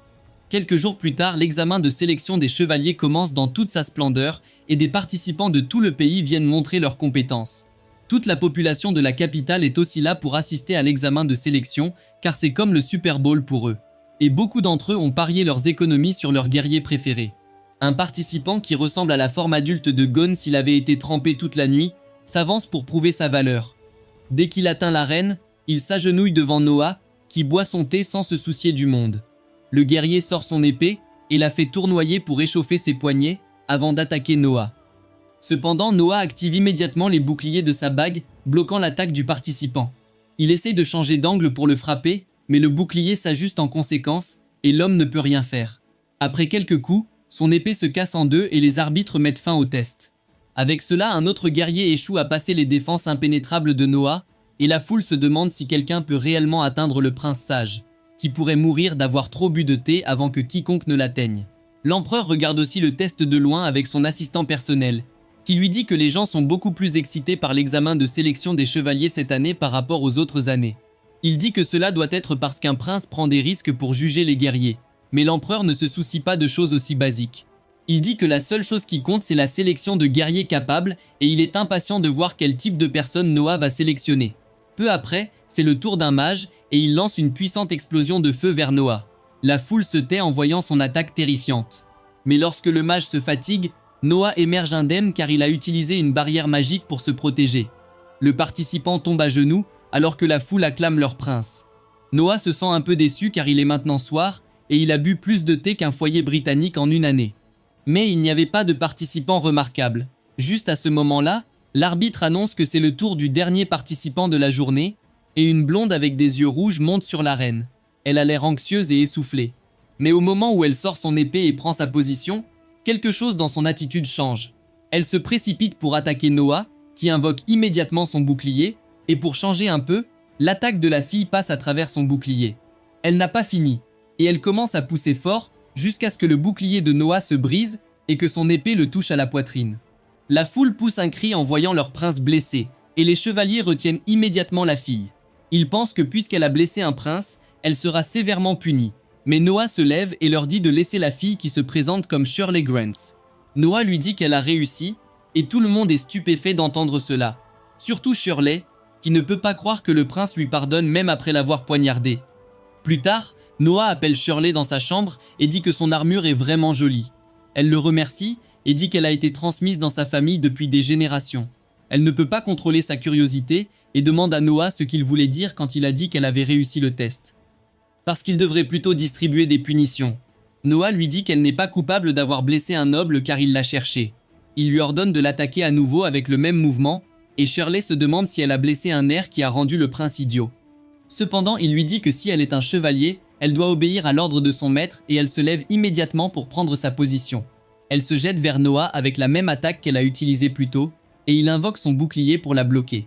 Cette fois, l'attaque de Shirley ne peut pas percer son bouclier peu importe la force qu'elle utilise et Noah la repousse tranquillement en rétractant le bouclier. Il lui dit que s'il le voulait, il pourrait utiliser ce bouclier pendant le test et cela bloquerait sûrement son attaque, ce qui signifie qu'il aurait pu éviter d'être blessé s'il le voulait. Noah dit à Shirley que le devoir d'un chevalier est de suivre les ordres de leur seigneur et il voulait voir si quelqu'un avait la force et le courage de suivre son seul ordre, qui était de l'attaquer de toutes ses forces. Il n'a pas besoin d'un chevalier qui se retient par peur, et puisque Shirley a obéi à l'ordre de l'attaquer même après l'avoir blessé une fois, il a compris qu'elle a ce qu'il faut pour être son chevalier. Shirley est émue par sa détermination et sa logique, et elle s'agenouille, jurant loyauté à Noah pour sa vie durant. Il est ravi d'entendre cela, car bien que ce serment ne soit pas officiel, il compte beaucoup venant d'une chevalière de caractère. Juste à ce moment, Zoé arrive avec le médecin qui commence à examiner la blessure de Noah. Il dit que ce n'est qu'une éraflure et la soigne immédiatement, ce qui choque Shirley. Elle remarque qu'ils n'ont pas de médecin dans leur village, donc elle n'a jamais vu quelqu'un soigner une coupure avec une technique médicale appropriée. Noah est curieux et demande comment les gens qui ne peuvent pas se permettre un médecin se soignent, et Shirley répond qu'il demande aux sages du village de prier pour eux ou d'exercer leur maladie. Le médecin chauve commente que c'est assez courant chez les gens pauvres et peu cultivés. Noah lui demande si le moyen le plus rapide de devenir médecin est de commencer comme apprenti d'un vrai médecin. Le médecin acquiesce et Noah donne immédiatement à Shirley son premier travail. Il lui demande d'amener les personnes les plus intelligentes et travailleuses de son village, puis demande au médecin de les prendre comme apprentis. Le médecin accepte sans hésitation, mais Shirley est stupéfaite par le geste de Noah. Elle s'incline pour le remercier, et Noah lui dit d'apprendre les bonnes manières des chevaliers car aucun chevalier ne s'incline ainsi. Le lendemain matin, Shirley se réveille dans la chambre qui lui est assignée dans le manoir de Noah, et elle nous fait une session de préparation avant d'aller travailler avec beaucoup d'excitation. Elle croise Zoe en chemin, qui lui demande si elle a bien dormi. Shirley répond que même si la chambre était agréable, elle n'a pas beaucoup dormi. Elles commencent à discuter en marchant ensemble et bientôt, elles croisent des servantes qui bavardent et rient au lieu de travailler. Zoé leur demande ce qu'elles font, et les servantes répondent qu'elles profitent de leur passe-temps favori à deviner quel genre de fille Noah épousera. Shirley est choquée d'entendre cela et leur rappelle que Noah n'a que 6 ans. Mais les servantes lui disent que la plupart des princes se marient avant l'âge de 15 ans dans leur empire. Elle croit que Noah est le plus beau parti de l'empire en ce moment et qu'il y a beaucoup de cafés ouverts près de son manoir, car beaucoup de filles viennent chaque jour pour l'apercevoir. Les servantes disent que tout le monde aime Noah, y compris Zoé qui devient timide en entendant cela. Les servantes commencent à l'assaillir, disant qu'elle a même commencé à apprendre la magie récemment pour impressionner Noah, et elle balbutie en répondant qu'elle veut juste être utile à son maître. Elle s'éloigne en courant, et alors que les servantes l'appellent adorable, Shirley ne peut que la regarder. Plus tard, elle se rend au bureau de Noah, alors qu'il reçoit un rapport d'un chevalier expérimenté sur l'examen. Le capitaine remarque que tous les nouveaux chevaliers choisis par Noah sont excellents, et que leurs capitaines d'escouade sont vraiment reconnaissants. Noah signe les documents et dit au chevalier que cela n'aurait pas été possible sans l'aide d'hommes dévoués comme lui. Noah demande ensuite à Shirley d'accompagner le chevalier, et elle s'agenouille devant lui alors qu'il s'apprête à partir. Le chevalier est surpris et lui dit que cette formalité est inutile car ils sont tous deux du même rang. Il réalise soudain que Noah a envoyé la fille avec lui pour en apprendre davantage sur les manières chevaleresques, et il lui conseille de rester avec le prince car elle ne trouvera pas de meilleur maître. Peu après, Noah organise une fête où Ali se produit et émerveille tout le monde avec ses chansons. Alan et Cindy s'agenouillent devant lui et le remercient de les avoir invités. Et Noah répond qu'il a organisé cette fête spécialement pour les remercier de leur aide pour le succès de l'examen de sélection de la nuit. Il leur dit que tout le monde à la fête est un marchand ayant de forts liens avec lui. Et Alan décide de nouer des contacts précieux avec eux. Juste à ce moment, Zoé arrive avec une lettre adressée à Noah, et elle se sent un peu mal à l'aise de lui donner car le nom de l'expéditeur n'est pas dessus. Noah quitte la fête avec Shirley et Zoé pour ouvrir la lettre. Zoé dit que la personne qui a livré la lettre l'a laissé tomber et s'est enfuie dès qu'elle a vu les gardes, ce qui rend tout le monde suspicieux. Shirley lui dit que cela peut être dangereux, donc elle devrait être celle qui l'ouvre. Mais Noah vérifie avec Léviathan et découvre que la lettre est sûre. Elle contient des informations top secrètes selon lesquelles les rebelles restants préparent quelque chose. Et Noah réalise qu'il a creusé des informations pour lui. Il est sûr que le chevalier qui a risqué sa vie plus tôt pour l'avertir de la rébellion doit encore être en mission. Et Zoé et Shirley sont impressionnés par sa loyauté et son dévouement. Noah cependant pense que le chevalier est plus stupide qu'il n'est brave, car être un espion n'est pas facile sans formation adéquate. Il contacte immédiatement Henry pour s'occuper de la situation et arrêter le chevalier. Mais lorsqu'il reçoit une réponse de son frère aîné, Noah se sent accablé de culpabilité car ses pires craintes se sont réalisées. Le prétendu espion a été capturé par les rebelles et torturé, mais il a refusé de parler. Heureusement, les hommes d'Henry l'ont sauvé avant qu'il ne perde la vie, mais il est dans un état critique. Noah pense que tout cela est de sa faute, car s'il avait un bon réseau de renseignements, le chevalier n'aurait pas risqué sa vie. Il envoie immédiatement Zoé organiser les meilleurs soins médicaux pour le chevalier, car il ne peut pas laisser un homme si loyal mourir. Le lendemain, Noah va au marché et prend Shirley comme garde. Elle est sans cesse distraite par les boutiques, car des choses comme ça n'existent pas dans son petit village. Noah lui rappelle de rester vigilante, car elle est en service, et Shirley fait de son mieux pour ignorer les distractions. Elle demande à Noah s'il est là pour acheter quelque chose, et il répond qu'il veut acheter un cadeau pour Henry, puisqu'il l'a aidé à sauver le chevalier. Noah entre dans une boutique de cadeaux chic et demande au marchand un article digne d'un prince. Le marchand sort immédiatement des bijoux rares et d'autres objets précieux qui laissent Shirley bouche bée, mais Noah n'est pas vraiment intéressé. Il remarque un objet couvert d'un tissu et demande au commerçant de le lui montrer. Le marchand retire immédiatement le tissu pour révéler une belle statue en verre de la déesse. Noah est enchanté par la beauté de la statue et demande au marchand s'il est vraiment possible de créer un design aussi complexe en verre. Le marchand répond que cette statue est l'œuvre d'un artisan légendaire qui est mort il y a longtemps. L'art de faire de telles sculptures en verre détaillé a disparu avec lui, et en ce moment, il n'y a que 2 statues de ce type dans le monde. Noah achète instantanément la statue pour Henry et donne au marchand $10 000 plus un bonus pour lui avoir apporté un objet aussi incroyable. Juste à ce moment-là, le 8e prince Oscar arrive également et est assez surpris de voir Noah. Il dit qu'il est là pour trouver quelque chose d'intéressant, quand soudain, ses yeux se posent sur la statue en verre. Il reconnaît immédiatement la statue et son créateur, disant qu'il ne s'attendait pas à ce que le marchand trouve la deuxième. Noah lui demande s'il sait où se trouve la première statue, et Oscar répond qu'il l'a. Dès que Noah entend cela, il saisit la statue et la brise au sol, laissant tout le monde stupéfait. Noah dit au marchand de se détendre, car il recevra toujours son paiement et un peu d'argent supplémentaire pour couvrir les frais de nettoyage. Il dit qu'il y a une énorme différence entre avoir 2 copies d'une œuvre d'art et être la seule pièce existante, et c'est ce qu'il vise. Il dit au marchand de répandre la nouvelle que la deuxième statue de la déesse qu'il a trouvée a été brisée et qu'il n'en reste maintenant qu'une seule dans le monde. Cela augmentera considérablement la valeur de la statue d'Oscar. Et le prince singe est stupéfait par le génie de Noah. Peu après, Noah rentre chez lui, et Shirley fait remarquer que depuis qu'elle a commencé à le servir, elle a des surprises à la chaîne. Elle affirme qu'elle ne comprend pas pourquoi Noah a brisé cette statue inestimable. Et il répond que ce n'était qu'un objet, et que les objets ne peuvent jamais être de vrais trésors. Noah dit que le vrai trésor, ce sont les amis que nous nous faisons en chemin, et aussi les personnes prêtes à risquer leur vie pour lui. C'est particulièrement vrai dans son cas, car ses statistiques augmentent en fonction de ses relations avec les gens qui l'entourent. Et rendre un grand service à Oscar lui a donné un coup de pouce significatif. Shirley est émerveillée par sa philosophie, et Noah lui dit qu'elle fait aussi partie de son trésor. La vie de Noah en tant que prince génie continue après cela, et 6 ans passent en un éclair, et le prince de 12 ans est prêt pour de nouveaux défis et opportunités. Noah est assis seul à la table du petit déjeuner pendant que Zoé lui sert, mais son attention est portée sur la nouvelle servante nommée Jiggy qui regarde dehors. Noah lui demande si quelque chose la dérange, et elle répond que la file de personnes apportant ses cadeaux d'anniversaire est toujours en pleine effervescence même après 3 jours. Noah comprend pourquoi cela a laissé sa nouvelle servante si perplexe, et Zoé lui dit que l'année dernière, les cadeaux ont continué à arriver pendant 1 semaine entière. Jiggy panique en entendant cela, et Noah explique qu'il ne peut pas simplement recevoir les cadeaux et en rester là. Il doit dresser soigneusement une liste de chaque cadeau et de leur expéditeur, ce qui n'est pas une tâche facile. C'est pourquoi il a l'une de ses servantes les plus fiables, Evelyn, sur le coup, et il peut se détendre grâce à elle. Après avoir terminé son petit déjeuner, Noah se rend au siège du ministère des Affaires militaires, car l'empereur lui a personnellement assigné ce travail. Il atteint la salle du ministre des Affaires militaires, qui n'est autre que le 4e prince Henri. Henri et un chevalier accueillent Noah avant de passer aux affaires. Henri dit qu'ils ont reçu un ordre impérial d'envoyer une armée sous le commandement du capitaine chevalier Rias pour réprimer une rébellion dans les parties sud de leur empire. Les barbares qui se rebellent contre eux sont trop confiants et impitoyables, et c'est pourquoi ils prévoient de les écraser avec toute leur force. Mais Henri veut l'avis de Noah avant de prendre des mesures.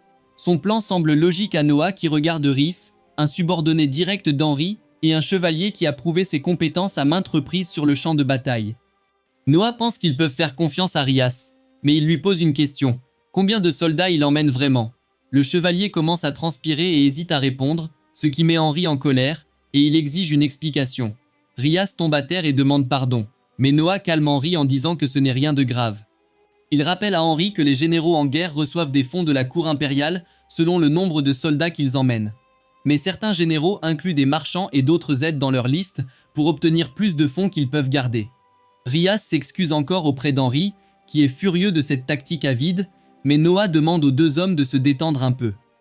Il dit à Rias qu'il a tout à fait le droit d'embaucher plus de personnes pour aider son armée et qu'il peut prendre une petite part des fonds pour lui.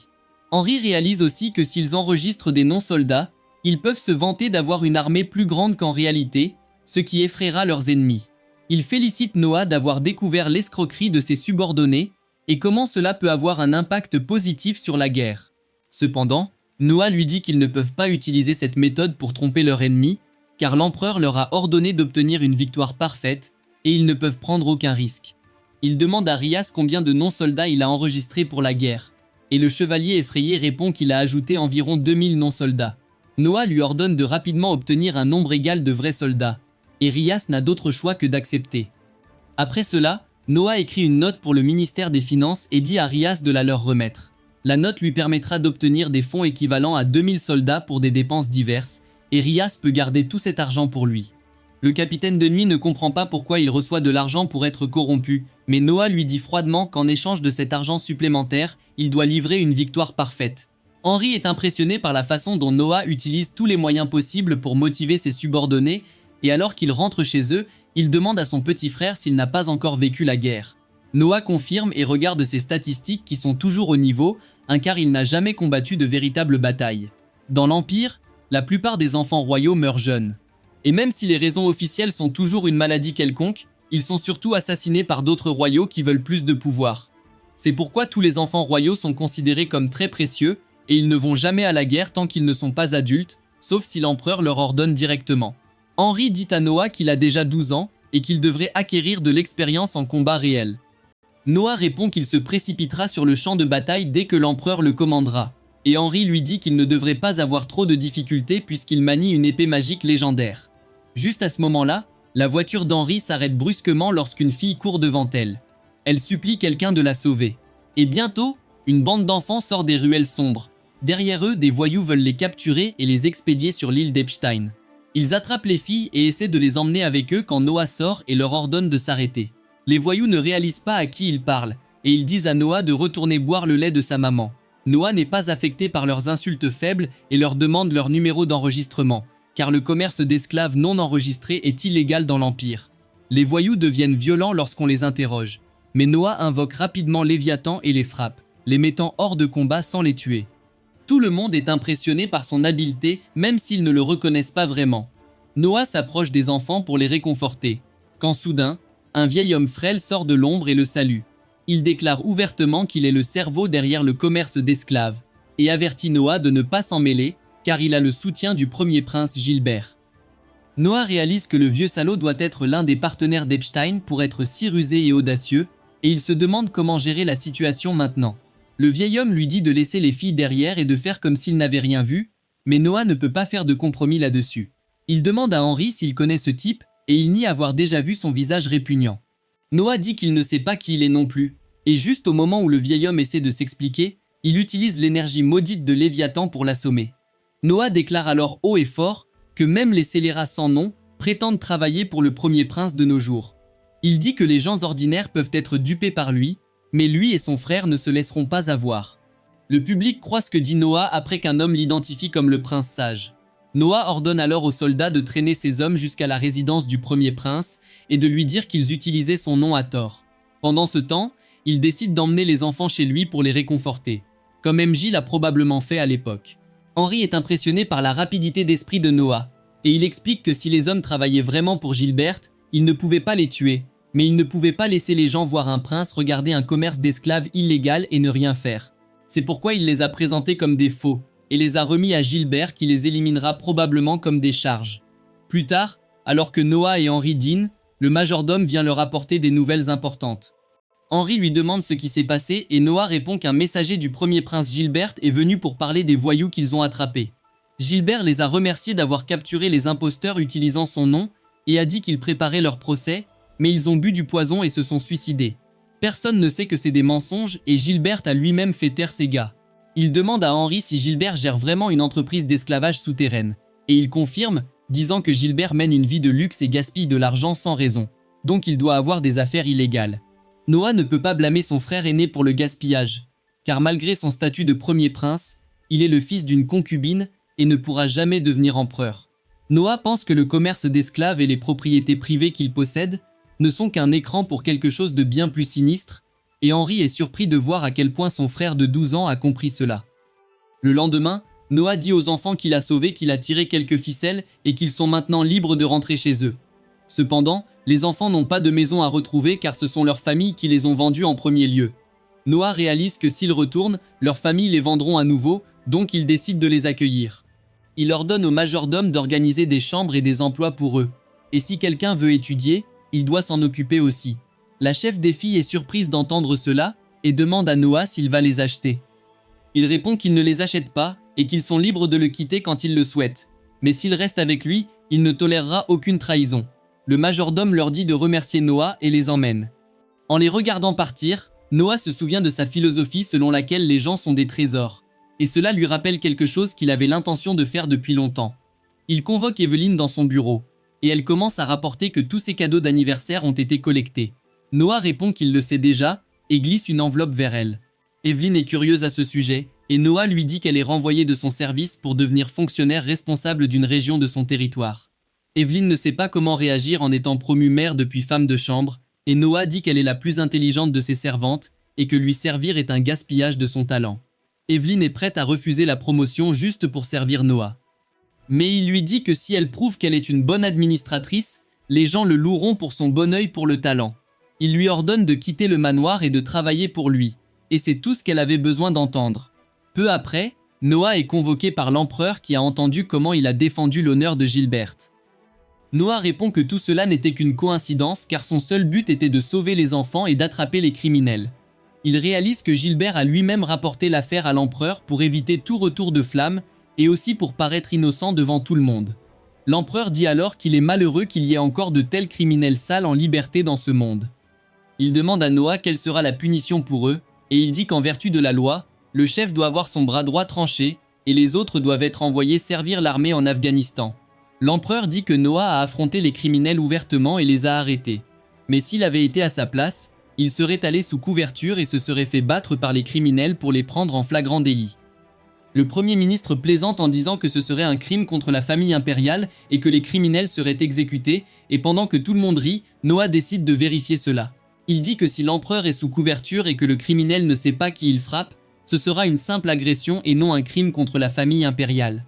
La cour se tait en entendant cela, et Noah sent qu'il est allé trop loin en corrigeant le Premier ministre dans une situation hypothétique. Cependant, avant qu'il puisse s'excuser, l'empereur rit et dit au Premier ministre qu'il a gagné le pari. Noah est maintenant confus, alors l'empereur lui dit qu'il a parié avec le Premier ministre pour voir si Noah pouvait corriger ses erreurs en matière de compréhension de la loi. Noah se demande quel est l'intérêt de le tester, et sa réponse vient instantanément lorsque l'empereur le nomme nouveau ministre de la Justice. La cour s'enflamme en entendant cela, et ils acclament Noah, disant qu'il est seulement le deuxième prince après Henri à devenir ministre. Noah ne sait pas comment réagir, mais l'empereur et le Premier ministre sourient et échangent un regard satisfait, ce qui le rend encore plus confus. Plus tard dans la nuit, il va profiter du chant d'Oli, mais son esprit est toujours occupé par ce qui s'est passé à la cour. Il pense qu'il y a une raison plus profonde derrière la nomination de l'empereur comme ministre de la Justice. Cependant, il décide que trop réfléchir ne mènera à rien pour l'instant et choisit de profiter du spectacle à la place. En même temps, l'empereur reçoit un rapport inquiétant du Premier ministre. Et il décide de le laisser gérer cela car il doit s'occuper d'une affaire encore plus importante qu'il ne peut plus retarder. Le lendemain, Noah se rend au ministère de la Justice, qui va être son nouveau bureau. Shirley ouvre la porte de la voiture, et Noah marche devant les employés du ministère de la Justice qui l'attendent avec impatience. Une fois arrivé à son bureau, le vice-ministre Vinny l'accueille, et Noah pense qu'il doit être très talentueux et travailleur pour avoir atteint ce poste si jeune. Noah lui demande quel est le profil du ministre de la Justice, et Vinny lui dit qu'il a deux principales missions. La première est de coordonner tous les tribunaux de l'Empire de Myr, et la seconde est de traiter directement les crimes graves comme la rébellion survenue dans son territoire il y a 6 ans. Noah demande à Vinny s'il agit aussi comme juge dans certains cas, et il confirme. La question suivante de Noah le prend au dépourvu. Il lui demande combien d'argent il reçoit en pot de vin chaque année. Vinny commence à transpirer en niant avoir jamais pris de pot de vin, mais Noah lui dit qu'il est détendu à ce sujet. Il veut juste savoir combien il gagne. Il promet qu'il oubliera tout ça une fois qu'ils auront quitté la pièce, et Vinny décide de lui faire confiance. Il déclare qu'il n'est pas aussi corrompu que les autres fonctionnaires ici, donc il n'accepte à peine plus d'1 millier de dollars en pots de vin par an. Pendant ce temps, les personnes travaillant sous ses ordres prennent 10 fois plus de pots de vin que lui. Mais il ne peut pas suivre leur rythme à cause d'une règle qu'il s'est imposée. Il dit à Noah qu'il n'accepte pas de pots de vin dans les affaires de meurtre, car elles sont trop faciles à exposer, et si l'accusateur est aussi une personne violente, il pourrait devenir une victime lui-même. Pour conclure sa déclaration, Vinny déclare qu'il prend un pot de vin seulement dans les cas qui peuvent aller dans les deux sens. En entendant cela, Noah lui écrit immédiatement un nouveau bulletin de paye, lui offrant un salaire annuel de 5 000 $, soit 10 fois plus que ce qu'il gagne en pot de vin en un an. Vinny est choqué de voir cela, et Noah lui dit qu'en retour, il n'acceptera aucun pot de vin tant qu'il travaillera ici. Vinny réalise maintenant pourquoi l'empereur a nommé un enfant de 12 ans ministre de la Justice. Il refuse l'augmentation de salaire, disant à Noah qu'il cessera d'accepter des pots de vin même sans cet incitatif. Il s'engage à travailler loyalement pour la cause de Noah à partir de maintenant. Et même si Noah est un peu méfiant de ses intentions cachées, il obtient un bon coup de pouce en le faisant son subordonné, donc il l'accepte comme son fidèle collaborateur. Plus tard dans la nuit, Oscar organise une fête élégante dans son jardin pour féliciter Noah d'être devenu ministre. Noah le remercie pour la fête et Oscar répond qu'il est vraiment heureux que Noah soit devenu le deuxième ministre-prince après Henri durant le règne de leur père qui dure depuis 50 ans. Noah demande s'il y a une raison pour laquelle leur père l'a nommé ministre de la Justice. Et Oscar répond tranquillement que l'empereur lui accorde beaucoup de faveurs. Noah ne peut pas contredire cela car Henri a accompli diverses prouesses sur le champ de bataille pour être nommé ministre de la Défense.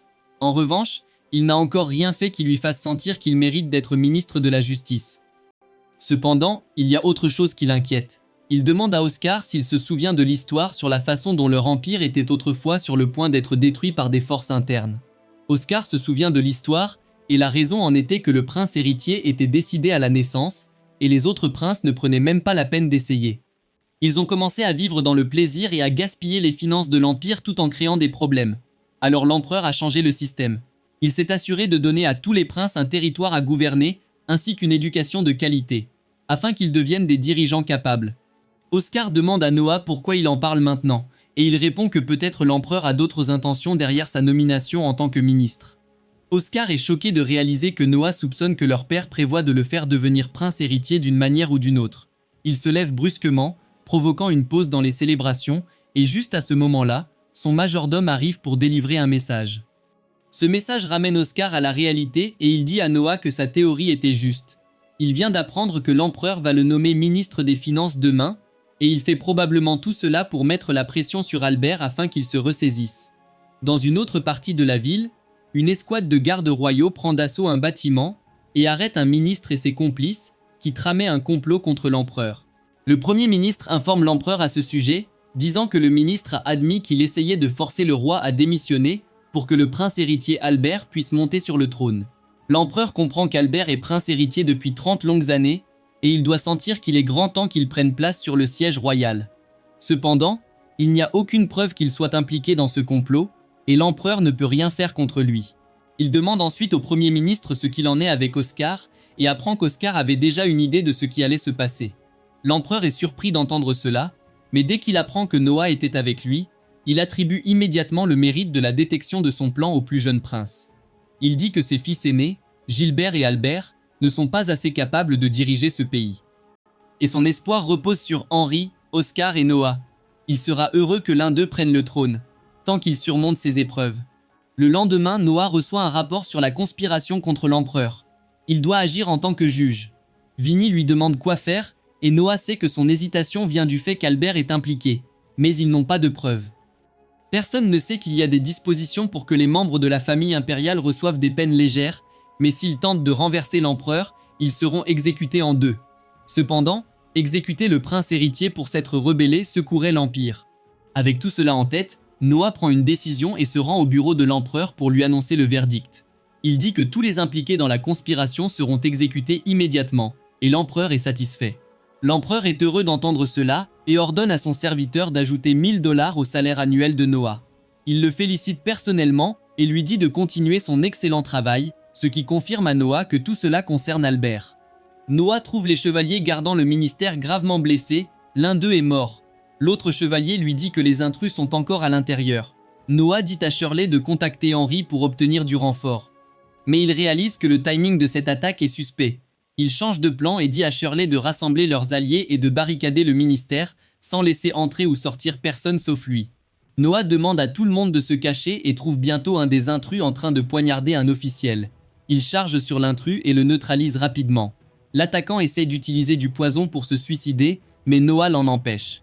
Juste à ce moment-là, 3 autres intrus arrivent et chargent Noah, qui les met rapidement hors d'état de nuire avec ses compétences à l'épée. Il les empêche aussi de boire le poison, et peu après, Vinny arrive en courant. Mais Noah veut connaître les pertes. Vinny lui dit qu'à part leur garde, tous les rebelles qu'ils ont capturés l'autre jour sont morts. Noah réalise immédiatement que ces hommes sont des assassins envoyés par Albert. Il se coupe immédiatement avec Léviathan, choquant Vinny. Cependant, Noah lui dit que les assassins ont fait cela et lui demande quelle est la punition pour avoir gravement blessé un prince. Il reçoit ensuite des soins pendant que Vinny revient pour lui dire que l'exécution est terminée. Noah est content d'avoir empêché les assassins d'être arrêtés et de révéler le nom d'Albert. Noah répond qu'il se sent mieux maintenant et l'empereur lui demande si les assassins étaient vraiment assez habiles pour le blesser. Noah sait que l'empereur poserait cette question car son réseau d'intelligence lui aurait tout dit. Il déclare qu'il est vraiment fier de Noah et souhaite que tous ses fils soient comme lui. Noah est heureux d'entendre cela, et après cela, l'empereur l'invite à se promener. Noah réalise qu'il se compte parmi les grands dirigeants, ce qui est évidemment vrai. Si la conspiration d'Albert avait réussi, il aurait été humilié en tant que vieil homme sénile. Il a soudain une idée et demande un service à l'empereur. Il dit qu'il a nommé Henri, Oscar et lui-même ministre, ce qui est une nouveauté dans la longue histoire de l'Empire. Il devrait nommer quelqu'un pour les superviser et s'assurer qu'ils font bien leur travail. L'empereur pense à son ministre de confiance, mais Noah a d'autres plans. Il suggère de nommer Albert ministre-prince, car il est au-dessus d'eux en hiérarchie. L'empereur se fâche à cette suggestion et dit à Noah de rentrer chez lui pour se rétablir. Il commence à s'éloigner mais Noah lui rappelle que quiconque avec 4 neurones comprend qu'Albert s'impatiente après 30 ans comme prince héritier. L'empereur pense que cela donnerait à Albert plus de pouvoir que n'importe quel ministre, ce qui ne serait pas bon, et il pourrait bloquer des affaires importantes. Noah a aussi une solution pour ça. Il dit que si les 3 ministres princes estiment qu'Albert a fait une erreur, ils peuvent faire appel directement à l'empereur. Ainsi, Albert n'aura pas de véritable pouvoir, mais il aura un titre qui le fera paraître important. L'empereur est impressionné par cette idée géniale et remercie Noah de l'avoir proposée. Il accepte de mettre ce système en place bientôt. Noah comprend aussi que son père est un homme sage qui sait ce qui est le mieux pour son peuple, et plus son règne dure, plus les citoyens seront heureux. L'empereur déclare que Noah mérite une récompense pour son idée et qu'aucune somme d'argent n'est suffisante. L'empereur se souvient que Noah a déjà pris la bague de bouclier dans le trésor, et il lui demande de choisir un objet cette fois aussi. Noah utilise immédiatement Léviathan comme radar pour trouver quelque chose de précieux et découvre une petite boîte. L'empereur est surpris de le voir choisir ça, et dès que Noah ouvre la boîte, une tornade de feu l'engloutit. Le feu prend la forme d'un puissant monstre, et Noah ressent que c'est comme quand il a dû combattre un monstre pour prendre le contrôle de Léviathan. Il invoque immédiatement Léviathan et réalise que ce trésor est une autre arme sentiente qu'il doit vaincre pour en devenir le maître. Le monstre souffle soudainement du feu vers lui, mais Léviathan a un avantage et Noah l'utilise pour couper la flamme. Il tire alors un jet d'eau maudite directement dans l'œil du monstre, le vainquant et le transformant en une marbre rouge brillant qui tombe dans sa main. Dès que Noah le saisit, la tornade de feu disparaît et l'orbe rouge se transforme en une bague avec un emblème de feu. Noah vérifie ses statistiques et constate que son attribut de feu a soudainement grimpé au rang C en obtenant la bague, ce qui lui fait réaliser qu'elle est assez puissante. L'empereur s'approche de lui, demandant s'il va bien. Noah confirme et l'empereur est agréablement surpris qu'il ait réussi à apprivoiser l'arme sentiente appelée luthier. Noah met la bague et elle brille intensément pendant quelques secondes tandis que l'empereur le félicite. Noah répond qu'elle semble vraiment puissante et l'empereur dit qu'il préparera une cible pour qu'il puisse la tester. Noah répond qu'il a déjà une meilleure idée et emmène l'empereur dehors, puis s'attaque à lui-même avec des flammes. L'empereur est effrayé en voyant cela, mais Noah dit « Papa, calme-toi », car il annule les flammes avec le pouvoir de Léviathan. Il utilise cela pour confirmer sa théorie que Léviathan est légèrement plus fort que Luthier. Mais la bague de feu n'est pas à prendre à la légère. Elle brûle le sol autour de Noah sans effort, mais la chaleur et les dégâts ne vont pas au-delà, car Noah utilise Léviathan en même temps pour la contrôler. L'empereur est émerveillé en voyant cela, et il confie la bague à Noah, lui demandant de l'utiliser pour le bien de leur empire. Quelques jours plus tard, l'empereur convoque Noah pour lui demander conseil sur une affaire compliquée concernant la famille royale. Tout à coup, l'empereur demande s'ils peuvent instaurer une loi pour collecter des amendes volontaires en échange de peines plus légères. Noah comprend ce que son père essaie de faire. L'empereur avoue que le trésor royal est en mauvais état à cause des campagnes de secours et de la répression des rebelles. Noah saisit la situation mais n'est pas d'accord avec l'idée de l'empereur et dit que passer une telle loi signifierait dire au peuple que rien n'est un crime tant qu'on peut payer. Il affirme que cela ferait de leur système judiciaire une blague, et que seuls les riches pourraient payer les amendes, ce qui ferait exploser la corruption au sein du gouvernement. Noah dit à son père qu'ils doivent résoudre le manque de fonds par des méthodes plus morales et l'empereur réalise son erreur. Il appose soudain son sceau sur un document et le donne à Noah, annonçant qu'en raison de sa sagesse exceptionnelle, il est nommé conseiller de l'empereur. Noah fixe le document pendant que l'empereur lui dit que c'est juste un poste honorifique sans avantage supplémentaire. Cela lui donne une idée pour résoudre leurs problèmes financiers, et il suggère à l'empereur que, au lieu de laisser les gens payer des amendes pour échapper à la punition, il pourrait leur faire payer des frais pour obtenir de l'honneur.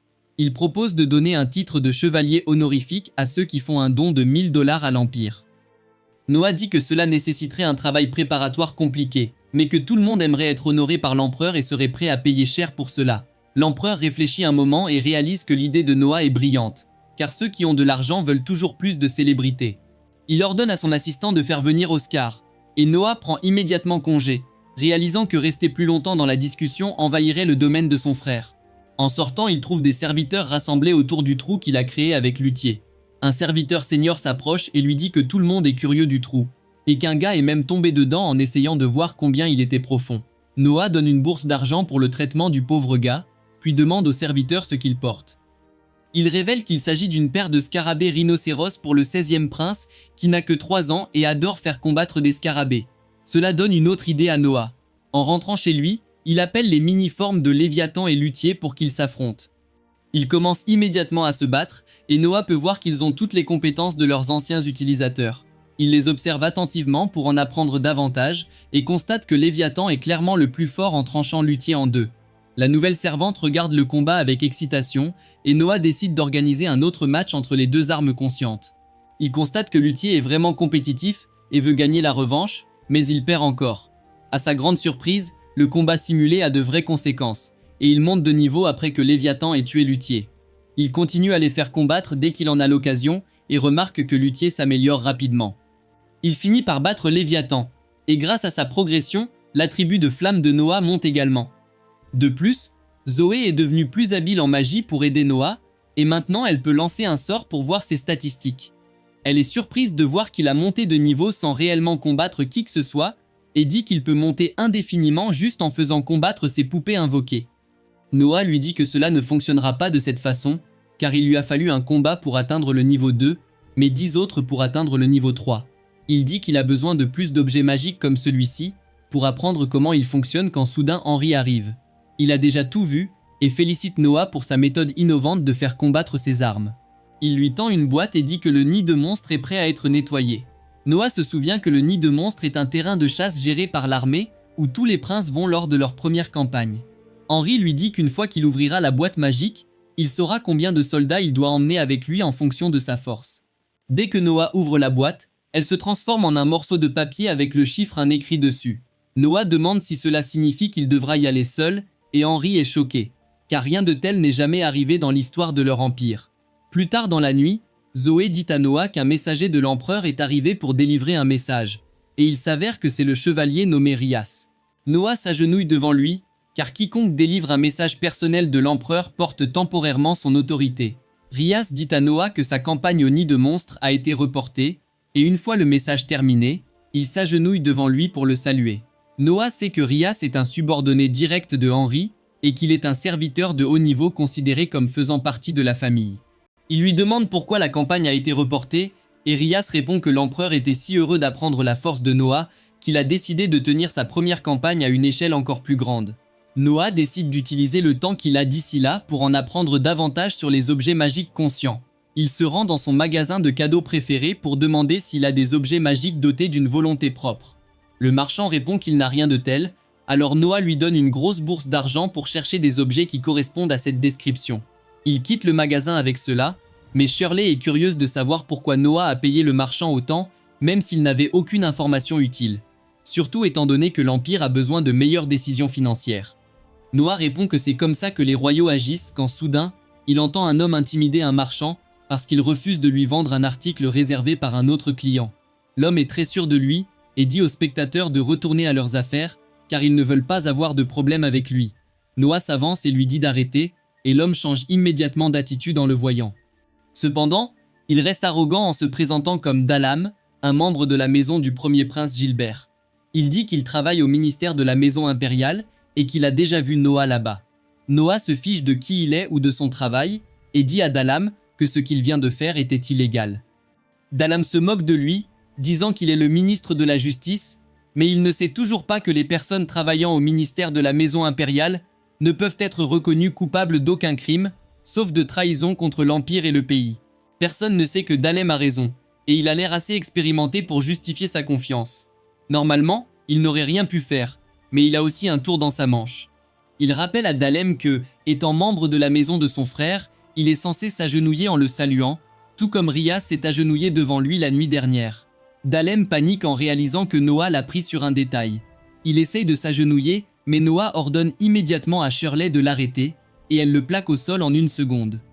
Dallam essaie de le menacer en disant qu'il ne devrait pas s'en prendre à la maison du premier prince, mais Noah lui dit froidement de se taire car il l'a insulté ainsi que le prince Gilbert. Il déclare publiquement que Dallam, un membre de la maison du prince Gilbert, l'a insulté et il sera puni pour cela.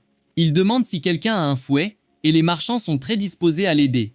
Dallam est attaché à un poteau, mais il continue à ordonner aux gens de l'aider, sinon ils subiront un horrible sort.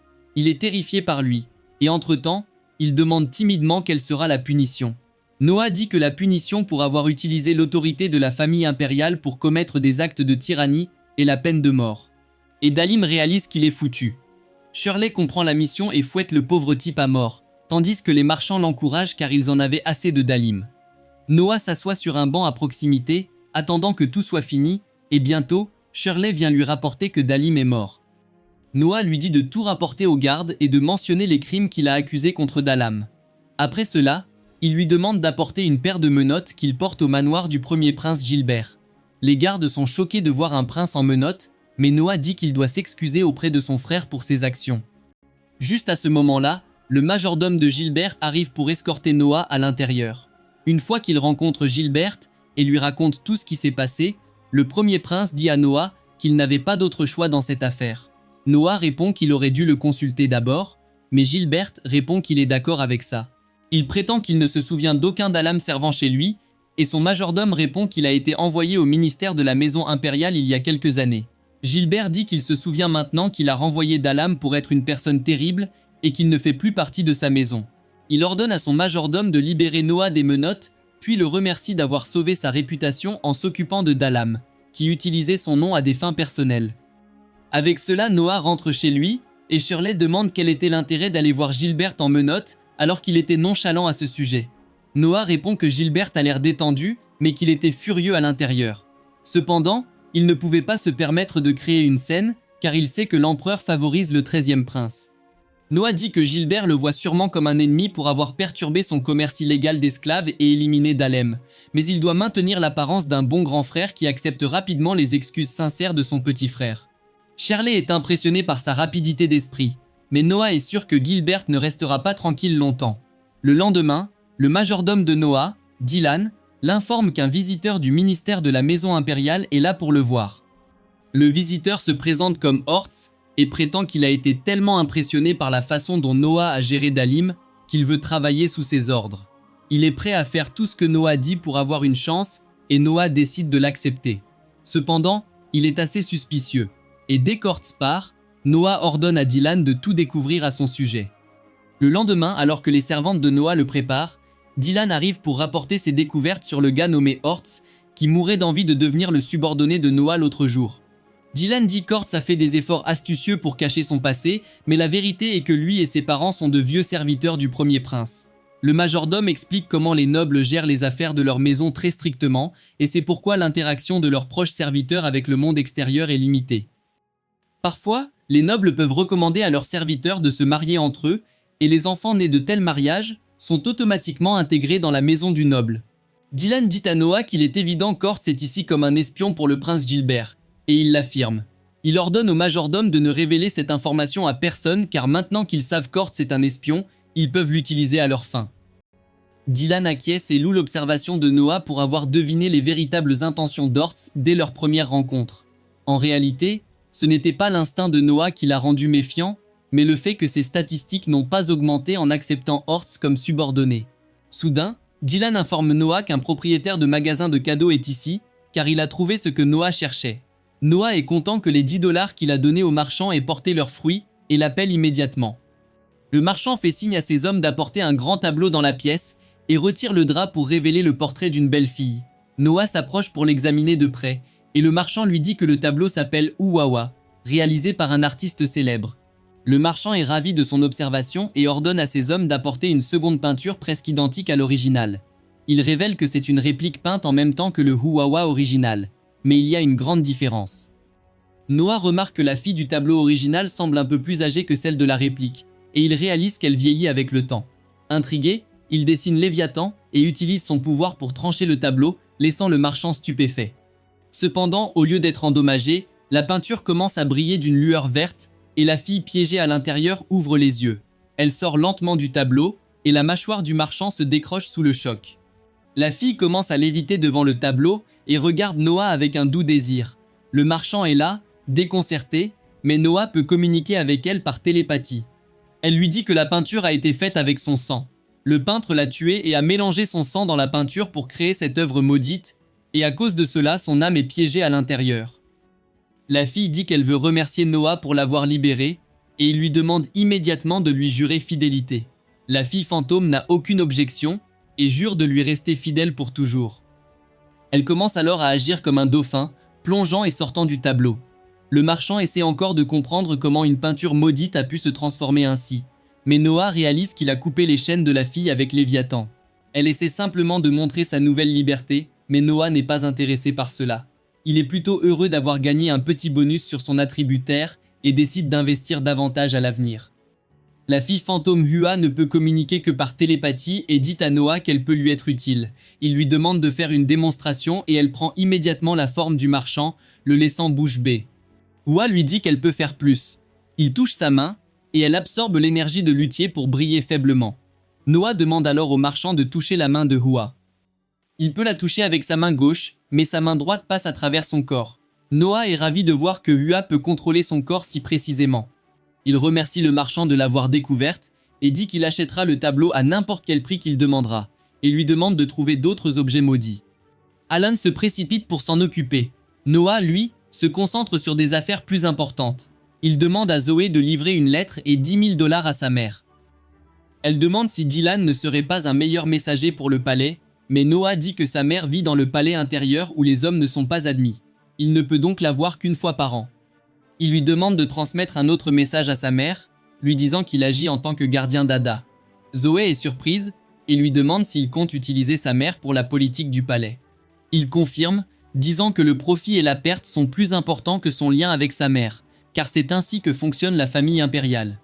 Il affirme que si Ada devient l'une des favorites de l'empereur, elle pourra être une alliée forte pour sa mère, ce qui bénéficiera à tout le monde. Zoé est étonnée que la famille impériale ne puisse échapper à la politique. Elle se prépare à livrer la lettre, mais Noah l'arrête et lui demande comment va sa mère. Elle répond que sa mère est éternellement reconnaissante à Noah pour lui avoir donné une maison et un emploi stable. Mais récemment, elle a vécu quelque chose d'étrange en fermant la porte la nuit. Elle a vu un homme rôder dans le jardin, et quand elle s'est approchée pour lui demander ce qu'il faisait, il s'est enfui.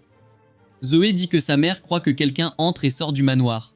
Noah trouve cette information intéressante et ordonne à Zoé de dire à sa mère de garder ça secret.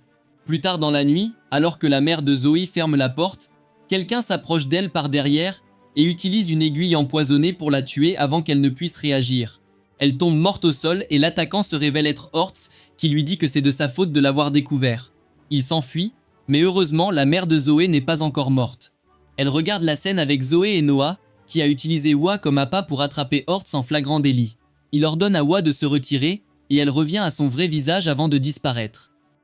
Après cela, Noah dit à Zoé et à sa mère de retourner dans leur village sous prétexte d'enterrer son corps. Il dit qu'ils ne peuvent pas laisser Hortz savoir que la femme qu'il a tuée est toujours en vie et ils doivent rester discrets jusqu'à ce qu'il soit réglé. Zoé et sa mère sont émues en entendant cela, mais Zoé demande à Noah s'il est vraiment bien de laisser Hortz s'en tirer. Il révèle qu'il a déjà Hua qui le surveille, donc ils n'ont pas à s'inquiéter. Noah panique en apprenant la vérité et se rend immédiatement au palais impérial pour une réunion d'urgence avec son père. L'empereur lui demande ce qui le fait paniquer autant, et Noah lui demande d'arrêter de boire le vin que le prince Gilbert lui fournit. L'empereur est curieux et demande la raison de cette demande. Ce à quoi Noah répond que le vin est très bon en soi. Mais s'il est consommé avec un aliment spécifique, il devient un poison mortel. L'empereur lui demande de tout révéler d'un coup, et Noah révèle que l'aliment spécial est la griffe de dragon, que l'empereur et le prince héritier mangent une fois par an lors d'une cérémonie en l'honneur de leurs ancêtres. Comme l'empereur et le prince héritier boivent ce vin depuis 1 an, tout le monde croit qu'il est sans danger. Cependant, une fois qu'ils consomment la griffe de dragon lors de la cérémonie, tous deux mourront et personne ne soupçonnera Gilbert. L'empereur demande à Noah s'il en est sûr, et il affirme avoir fait essayer le combo vin et griffe de dragon à un criminel condamné, qui s'est évanoui avant même qu'on puisse lui donner les premiers secours. L'empereur trouve cette nouvelle un peu difficile à digérer, mais il fait pleinement confiance à Noah et accepte sa suggestion. Il ordonne à son assistant de convoquer Henri et de lancer une enquête à grande échelle sur le manoir de Gilbert. Il félicite Noah d'avoir dévoilé cette conspiration et l'envoie chez lui, promettant de lui donner sa récompense plus tard. Après cela, les soldats dirigés par Henri arrêtent les serviteurs de la maison de Gilbert, qui témoignent qu'ils menaient des expériences mortelles sur des esclaves illégaux. Il a été confirmé qu'il prévoyait de prendre le trône pour lui-même après avoir tué l'empereur et le prince héritier, mais son plan a échoué grâce à Noah. Peu après, l'empereur convoque Noah, qui ne peut s'empêcher de penser que l'incident était assez étrange. D'habitude, l'empereur a le meilleur réseau de renseignement de l'Empire, et il aurait déjà appris ce complot, mais il a réagi comme s'il ne savait rien. Soudain, Noah réalise que l'empereur faisait semblant d'ignorer, alors qu'en réalité, il savait tout depuis le début. Juste à ce moment-là, l'empereur arrive et confirme ses doutes, ajoutant qu'il ne buvait pas du tout le vin.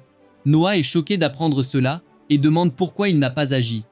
L'empereur répond qu'il a de nombreux fils qui pensent qu'il est empereur depuis trop longtemps, et qu'il est temps de changer de dirigeant. Cependant, Noah ne semble pas penser comme eux. C'est pourquoi l'empereur lui fait plus confiance qu'aux autres princes.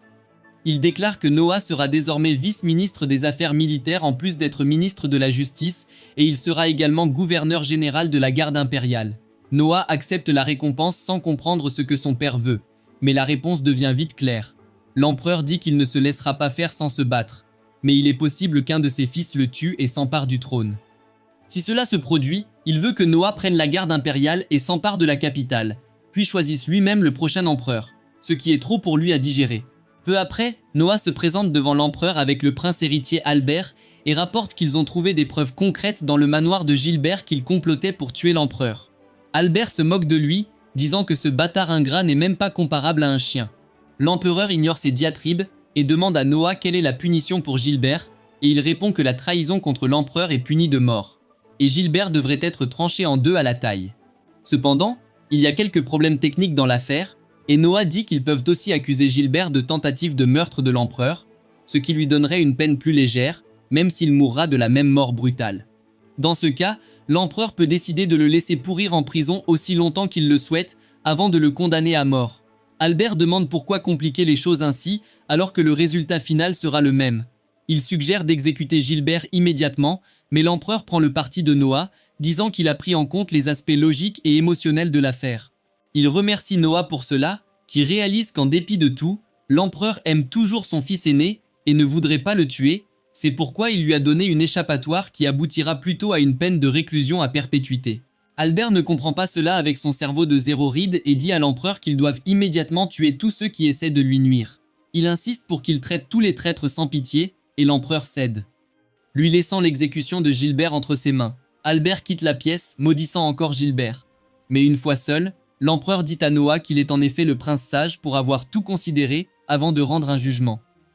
Il dit qu'il veut récompenser Noah avec le territoire de Gilbert pour cela, mais Noah rejette immédiatement cette idée et dit à l'empereur qu'il a rapporté le plan de Gilbert en secret. Et s'il est récompensé pour cela, les autres princes essaieront de faire de même. Ils essaieront d'informer l'empereur des plans de leurs frères pour les saboter et obtenir des récompenses. L'empereur lui dit de se calmer car il souhaitait justement le faire.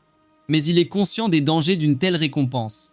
Il dit à Noah qu'il ne recevra pas de récompense cette fois. Mais il y a une autre bonne nouvelle. L'empereur dit que Noah est maintenant assez vieux pour s'installer dans son territoire, et cela signifie qu'il a besoin d'une femme à ses côtés. Noah est surpris d'apprendre cela car il sait que la femme légale de tous les princes est choisie uniquement pour des raisons politiques, sans place pour les sentiments. L'empereur propose la petite fille de son oncle surnommé Prince Éclair, disant que leur voyant affirme que l'ADN de Noah et d'elle donnera naissance à un enfant très intelligent, peut-être même supérieur à Noah. Noah n'a aucune objection à ce mariage, et il accepte immédiatement la suggestion de l'empereur. Juste au moment où Noah s'en va, le premier ministre arrive, louant le jeune prince pour sa maturité. Il dit que Noah est à l'âge où il doit s'intéresser aux filles, mais son attitude désinvolte mérite des éloges. Le ministre continue ses flatteries et commence à louer l'empereur pour sa stratégie de parier sur l'enfant de Noah, qui pourrait être son successeur. Ainsi, il n'aura pas à voir ses enfants se battre pour le trône. Et si son petit enfant est talentueux, l'empire sera entre de bonnes mains. Cependant, l'empereur dit que c'est désormais une question de chance et il peut seulement espérer que l'enfant de Noah soit encore plus brillant que lui. Pendant ce temps, Noah est dans son manoir avec Hortz penché devant lui. Il sait que la punition pour avoir trahi son maître est la mort et il implore que cela soit indolore et rapide. Noah lui dit de se détendre car il ne sera pas puni. Étant donné qu'il a échappé à tous les crimes en exposant le complot contre l'empereur, il dit à Hortz que maintenant que Gilbert a été exécuté, il n'a pas besoin de changer d'identité et de se cacher. La récompense pour avoir révélé une trahison est de 10 000 $, mais Noah décide d'ajouter un zéro de sa propre poche, car Hortz a sauvé la vie de son père. De plus, il lui demande ce qu'il veut faire maintenant, et Hortz répond qu'il fera tout ce que Noah veut, car il est son maître désormais. Après cela, Noah se promène avec sa nouvelle servante Gigi, qui se laisse distraire par des choses aléatoires. Elle pointe vers une foule et dit à Noah qu'il se passe quelque chose d'intéressant, alors il décide d'aller voir. Une jeune chevalière défie les hommes de la foule de l'affronter pour un droit d'entrée de 30 $. Et s'ils gagnent, ils peuvent faire d'elle ce qu'ils veulent. Noah réalise que puisque le commerce d'esclaves concerne la vente d'autres personnes, la fille ne fait rien d'illégal. Mais il ne pense toujours pas qu'elle donne un bon exemple. Alors qu'il regarde, un grand gars musclé s'avance pour défier la fille, et elle accepte avec plaisir. L'homme charge vers elle, mais la fille utilise son élan contre lui et le plaque au sol, le battant en 3 secondes. L'homme s'enfuit, embarrassé, mais d'autres hommes désespérés font la queue pour combattre la fille qui les bat tous. Et personne n'ose la défier maintenant. Juste à ce moment-là, un autre homme s'avance pour se battre. Mais lorsque la fille lui demande de payer le droit d'entrée, il refuse, disant qu'il n'en a pas besoin puisqu'il va la vaincre. Il se précipite vers elle, et la fille se sent soudain légèrement étourdie. Lui donnant une chance de lui porter un coup, il l'assomme et la prend, disant qu'elle lui appartient maintenant, mais Noah s'avance et l'accuse de tricher.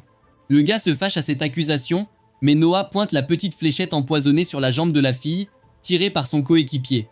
L'homme nie savoir quoi que ce soit à ce sujet, alors Noah utilise le pouvoir de Léviathan pour infliger une migraine au coéquipier du Crip qui tombe à genoux. Le Crip nie le connaître, mais les habitants savent qu'ils sont amis. Noah dit à l'homme de se rendre et il décide de l'attaquer à la place. Noah invoque simplement Léviathan et lui tranche les épaules, le faisant tomber à genoux puis s'enfuir en tenant ses vêtements. Après cela, il emmène la fille dans un restaurant où elle reprend ses esprits, et la serveuse lui dit de remercier Noah pour lui avoir sauvé la vie. Il lui demande quel est le dernier souvenir qu'elle a, et la fille répond que ses jambes ont cessé de bouger. Il lui dit que l'ami du Crip l'a attaqué avec un poison paralysant, et lui demande ce qu'elle faisait à défier des gens en public. La fille répond amèrement qu'elle a échoué à l'examen de sélection nocturne, et qu'elle n'a plus d'argent pour rentrer chez elle. Noah a du mal à croire que quelqu'un d'aussi talentueux qu'elle ait échoué à l'examen de sélection nocturne, et la fille confirme, disant qu'elle n'y croyait pas non plus. Alors elle a fait vérifier les résultats qui l'ont mené au 10e prince, qui dirigeait les examens cette année. Il lui a dit qu'il la laisserait passer l'examen en échange d'une nuit, et étant une femme de caractère, elle a refusé. Noah peut croire que le 10e prince irait si bas juste pour ça, et il demande à la fille si elle veut toujours être chevalière. Elle répond avec enthousiasme qu'elle travaillera dur autant qu'il le faudra, mais elle deviendra chevalière grâce à son talent. Noah est impressionné, et lui donne 1 000 $ pour qu'elle puisse vivre dans la capitale jusqu'au prochain examen de sélection de chevalier, car il aime les gens qui ne compromettent pas leurs objectifs et leurs méthodes. La fille lui demande qui il est quand soudain, le Crip revient avec ses amis pour se venger. La chevalière est prête pour un match revanche aussi, mais Noah s'avance pour s'occuper du Crip seul. Luthier réagit fortement à cela, et Noah réalise qu'il a envie de s'en prendre à des malheureux voyous. Il relie le pouvoir de Luthier à son anneau de bouclier, et crée 2 boucliers enflammés devant ses poings qui intimidèrent les voyous, mais le Crip leur dit qu'ils n'ont affaire qu'à un gamin. Noah attend que les voyous l'attaquent et les met hors d'état de nuire avec ses gantelets enflammés. Le partenaire du Crip essaye de l'assommer avec sa fléchette, mais Noah lui tire une boule de feu et l'assomme aussi. Il attrape ensuite le coup du Crip et lui envoie une décharge à bout portant. La fille est terrifiée par les compétences de Noah et Gigi est également choquée car c'est la première fois qu'elle le voit se battre. Pendant ce temps, Noah se tourne vers le reste du groupe de Crips et remarque un chevalier là. La fille lui dit qu'il est un chevalier du 10e prince et Noah comprend tout. Le chevalier terrifié tombe à genoux en s'excusant auprès de Noah, qui réalise qu'il travaillait avec le Crip en cachette, mais a eu peur de découvrir l'identité de son adversaire. Pendant ce temps, la fille apprend que Noah est le célèbre prince sage, et elle est charmée par le fait qu'il ne se vante pas de son statut malgré son talent. Noah décide de laisser le chevalier tranquille car il n'a rien fait cette fois-ci, et lui dit de s'occuper de la punition des voyous. Le chevalier emporte immédiatement les voyous, et soudain, un vieux homme ivre commence à applaudir Noah, disant qu'il a géré la situation de manière remarquable. Noah se demande qui est ce type. Mais ensuite, il voit une gourde dorée à côté de lui, et réalise immédiatement l'identité de son propriétaire. Il tombe à genoux pour saluer Indra, le prince de la foudre, qui va devenir son grand-père par alliance. Le vieil homme cornu est ravi que personne ne le connaisse, et la foule est curieuse d'apprendre qu'il est aussi un prince. L'Empire était en constante agitation à l'époque et Indra a rétabli l'ordre partout. Puis, après 5 ans, lorsque l'empereur était assez vieux, Indra s'est retiré de la politique discrètement sans rien demander en échange. Pour ses actions en apportant rapidement la paix à travers l'Empire et en préparant l'empereur, Indra a gagné le titre de prince de la foudre. Noah sent que c'est une occasion spéciale qu'il soit venu à la capitale, et il connaît aussi la raison. Indra lui demande de s'asseoir avec lui pour discuter et fait remarquer que l'empereur a dû déjà parler à Noah s'il sait qui il est. Noah acquiesce et demande à Indra s'il est ici pour l'évaluer, et le prince de la foudre confirme. Il dit que bien qu'il fasse confiance au jugement de l'empereur, il doit voir le gars avec qui sa chère petite fille va passer sa vie. Noah trouve les manières d'Indra inférieures par rapport aux autres membres de la famille impériale. Mais il sait qu'il est différent et ne se soucie pas beaucoup des règles et des formalités. Il lui demande ce qu'il fera s'il le trouve indigne de sa petite fille, et Indra répond qu'il ne sera pas d'accord pour le mariage dans ce cas. Noah lui rappelle que c'est un ordre de l'empereur lui-même, mais Indra lui dit clairement que cet ordre ne signifie rien pour lui, bien qu'il fasse tout ce que l'empereur demande. Il dit que la vie de sa petite fille est un sujet personnel et non politique, et que l'empereur est son neveu. Donc s'il fait une erreur, il lui mettra juste un coup de pied au derrière. Noah réalise maintenant qu'Indra ne veut pas de pouvoir, c'est pourquoi personne ne le remet en question pour son impolitesse. Il lui demande s'il réussit son test, et Indra répond qu'ils vont bientôt le découvrir. Soudain, Noah ressent une pression immense qui l'écrase, et il réalise que c'est ce qu'il fait aux autres avec Léviathan. Il décide de riposter contre Indra avec le pouvoir de Léviathan, et parvient à lui mettre la pression. Il prévoit de le dominer pour lui montrer qui est le patron, mais ensuite il réalise qu'il devrait être compétitif contre quelqu'un qui est bien plus senior que lui et son potentiel grand-père par alliance. Il décide donc de maintenir la pression pour que personne ne gagne ni ne perde, et Indra est complètement amusé par cela. Il rit et accepte sa défaite, disant à Noah qu'il a parfaitement lu sa technique et a choisi de ne pas l'humilier en public alors qu'il aurait pu le faire facilement. Il l'accepte comme son petit-fils par alliance et lance des pièces d'or au serveur, lui disant d'apporter toutes les boissons qu'ils ont et invitant quiconque veut boire à se joindre à lui. Il donne ensuite à Noah une bague comme cadeau de fiançailles. Dès que Noah tient la bague, il entend une voix lui demandant de prouver sa force, et la prochaine chose qu'il sait, c'est qu'il est au milieu d'un pré herbeux. Soudain, un taureau mécanique charge vers lui, et Noah invoque Léviathan pour l'envoyer voler. Dès qu'il fait cela, le taureau dit à Noah que son nom est Behemoth, et il l'accepte comme son nouveau maître. Avec cela, Noah reprend ses esprits, et Indra commence à lui parler de Behemoth. Noah vérifie ses statistiques, et constate que son attribut lumière est classé en rang C. Il utilise immédiatement son pouvoir sur une jarre d'eau qui devient dorée au contact de sa main, et verse un liquide doré. Indra est stupéfait car même lui n'a jamais pu contrôler Behemoth après toutes ces années, mais Noah le fait en quelques secondes. Noah exauce son vœu en créant une copie miniature de Behemoth et dit à Indra qu'il peut en apprendre plus sur ses capacités en le faisant combattre ses autres armes. Indra ne comprend pas, alors Noah invoque Léviathan, Luthier, Chihuahua et Behemoth. Mais ensuite, quelque chose se produit qu'il n'avait pas prévu. Les 4 armes conscientes commencent à synergiser leur pouvoir et émettent une lumière dorée qui fait à Noah l'impression d'être au sommet du monde. Il se demande pourquoi il a l'impression de flotter au milieu de la galaxie lorsque Léviathan apparaît devant lui. Demandant s'il s'est vraiment écoulé 1000 ans depuis qu'ils étaient tous réunis, il se transforme en orbe bleue lumineuse. Puis Behemoth le rejoint en se transformant en orbe jaune. Il dit qu'ils n'ont pas eu de réunion depuis les âges d'argent, donc cela fait longtemps. Luthier est le suivant et dit que la personne qui les a tous réunis il y a 1000 ans était également exceptionnelle. Il était au niveau 255 quand il les a tous apprivoisés et leur a rendu leur véritable pouvoir. Noah ne peut pas comprendre ce qui lui arrive, car même s'il n'a jamais entendu ces voix auparavant, il sait exactement à qui elles appartiennent. Soudain, Léviathan dit que le jour où ils réveilleront tous leur véritable pouvoir n'est pas loin, et Uwawa conclut en disant que même le chien fou Léviathan est assez attaché à ce jeune humain. Avec cela, le trance de Noah prend fin, et il se retrouve de nouveau dans le monde réel.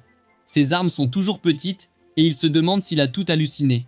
Cependant, les gens prouvent que ce qu'il a vécu était réel car ils ont aussi entendu les voix. Ils affirment que c'était la voix des anges parlant du ciel, et que Dieu a choisi leur 13e prince pour apporter la gloire à l'Empire. Noah les fixe, bouche bée, et même Indra lui dit qu'il a tout entendu. Il dit que c'est vraiment une occasion spéciale, et Noah décide de faire un peu de relations publiques en disant à Jiggy de donner 100 $ à tous ceux qui ont eu la chance d'assister à cet événement. Jiggy commence immédiatement à distribuer des pièces d'or à tout le monde dans la foule, rendant leur journée. Et la fille de la nuit regarde en état de choc, car elle a seulement entendu dire que les nobles sont censés partager avec les autres, quand quelque chose de bon leur arrive. Elle s'agenouille rapidement devant Noah et lui dit poliment de reprendre l'argent qu'il lui a donné, car elle a changé ses ambitions. Maintenant, elle veut devenir son chevalier, et pour cela, elle veut travailler dur et atteindre cette position par ses propres capacités. Indra rit encore et dit qu'il se sent à l'aise de confier sa petite fille à Noah, car il a déjà prouvé son intelligence. L'empereur est ravi d'entendre cela, et dit à Indra qu'ils doivent parler d'autre chose. Ils montent dans une voiture pour discuter, tandis que Noah escorte la voiture avec Luthier à ses côtés. La foule est attentive à l'empereur, qui jette un regard à Noah. Noah comprend immédiatement et demande à Luthier de créer un pilier de flamme pour attirer l'attention, permettant à l'empereur d'avoir l'intimité nécessaire. Profitant de cette occasion, l'empereur annonce à Indra qu'il envisage de déshériter le prince Albert. Indra demande pourquoi il pense soudainement à cela. L'empereur répond que la principale raison est l'affaire avec Gilbert. Noah se souvient qu'il essayait d'obtenir une peine de réclusion à perpétuité pour que l'empereur n'ait pas à tuer son fils, mais Albert a agi comme un imbécile et l'a fait exécuter.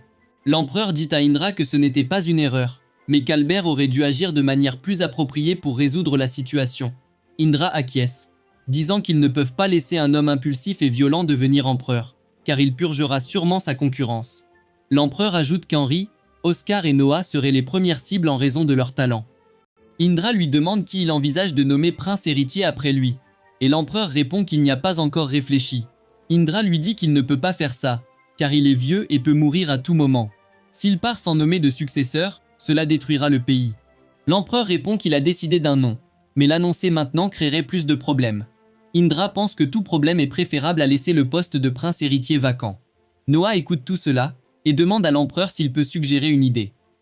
Il dit qu'il devrait simplement dire au peuple qu'il a préparé son testament et que le nom de son successeur s'y trouve.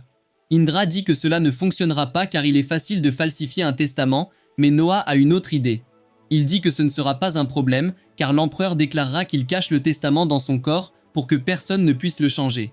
L'empereur est stupéfait par cette suggestion, et Noah dit qu'il peut utiliser une dent prothétique avec le testament gravé dessus ou un sort de magie. Indra réalise que c'est une idée géniale, car si le testament est toujours avec l'empereur, personne ne peut le changer, et l'empereur acquiesce.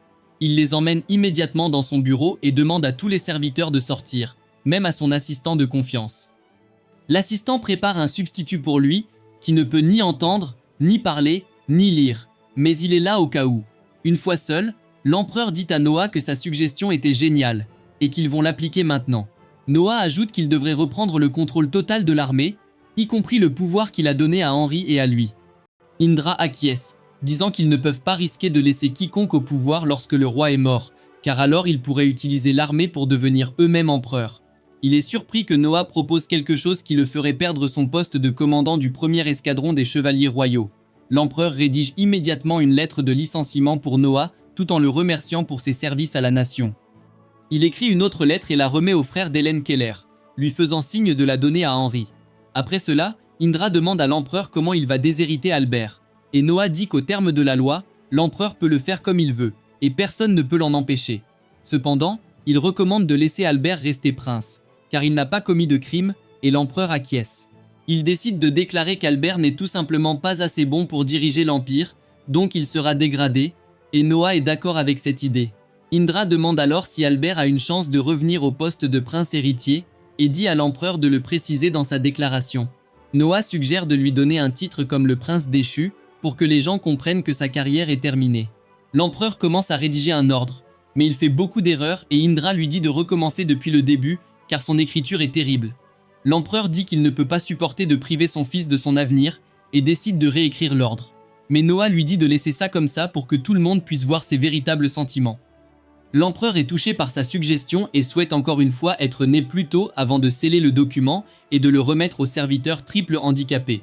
Cependant, lorsque le serviteur prend le document, il jette un coup d'œil et ses réactions changent, rendant Noah suspicieux à son égard. Il arrête le serviteur et dit à l'empereur que ce gars mentait sur son incapacité à lire. Le serviteur essaie de fuir, mais Noah l'étrangle avec le pouvoir de Léviathan. L'empereur appelle son assistant pour lui parler de cela, et il tombe immédiatement à genoux pour s'excuser de l'erreur de l'avoir recruté. L'empereur demande la punition du menteur, et Noah suggère de l'exécuter immédiatement.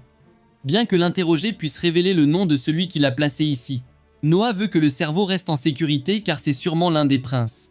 L'empereur accepte et demande la punition de son assistant.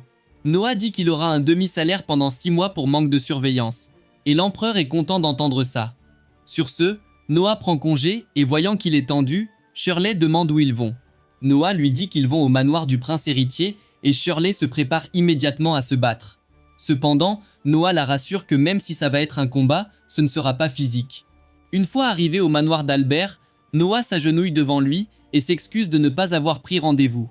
Albert lui dit de se détendre, car ils sont juste des frères ici, et lui demande d'entrer. Noah dit à Shirley d'attendre dehors car laisser ses gardes derrière montre qu'il fait confiance à Albert. Albert demande alors à Noah où il devrait parler, et il dit qu'il aimerait voir ses jardins très populaires. Une fois dans le jardin, Noah remarque qu'il est splendide, surtout l'arbre à double tronc. Albert, impressionné par son jugement, dit qu'il le lui enverra plus tard car il a vu sa valeur d'un seul coup d'œil. Noah est choqué par cela, mais il accepte le cadeau. Albert remarque qu'il lui avait déjà offert Léviathan en plaisanterie, mais il l'a maîtrisé et lui a appris que le grand pouvoir appartient à ceux qui le méritent.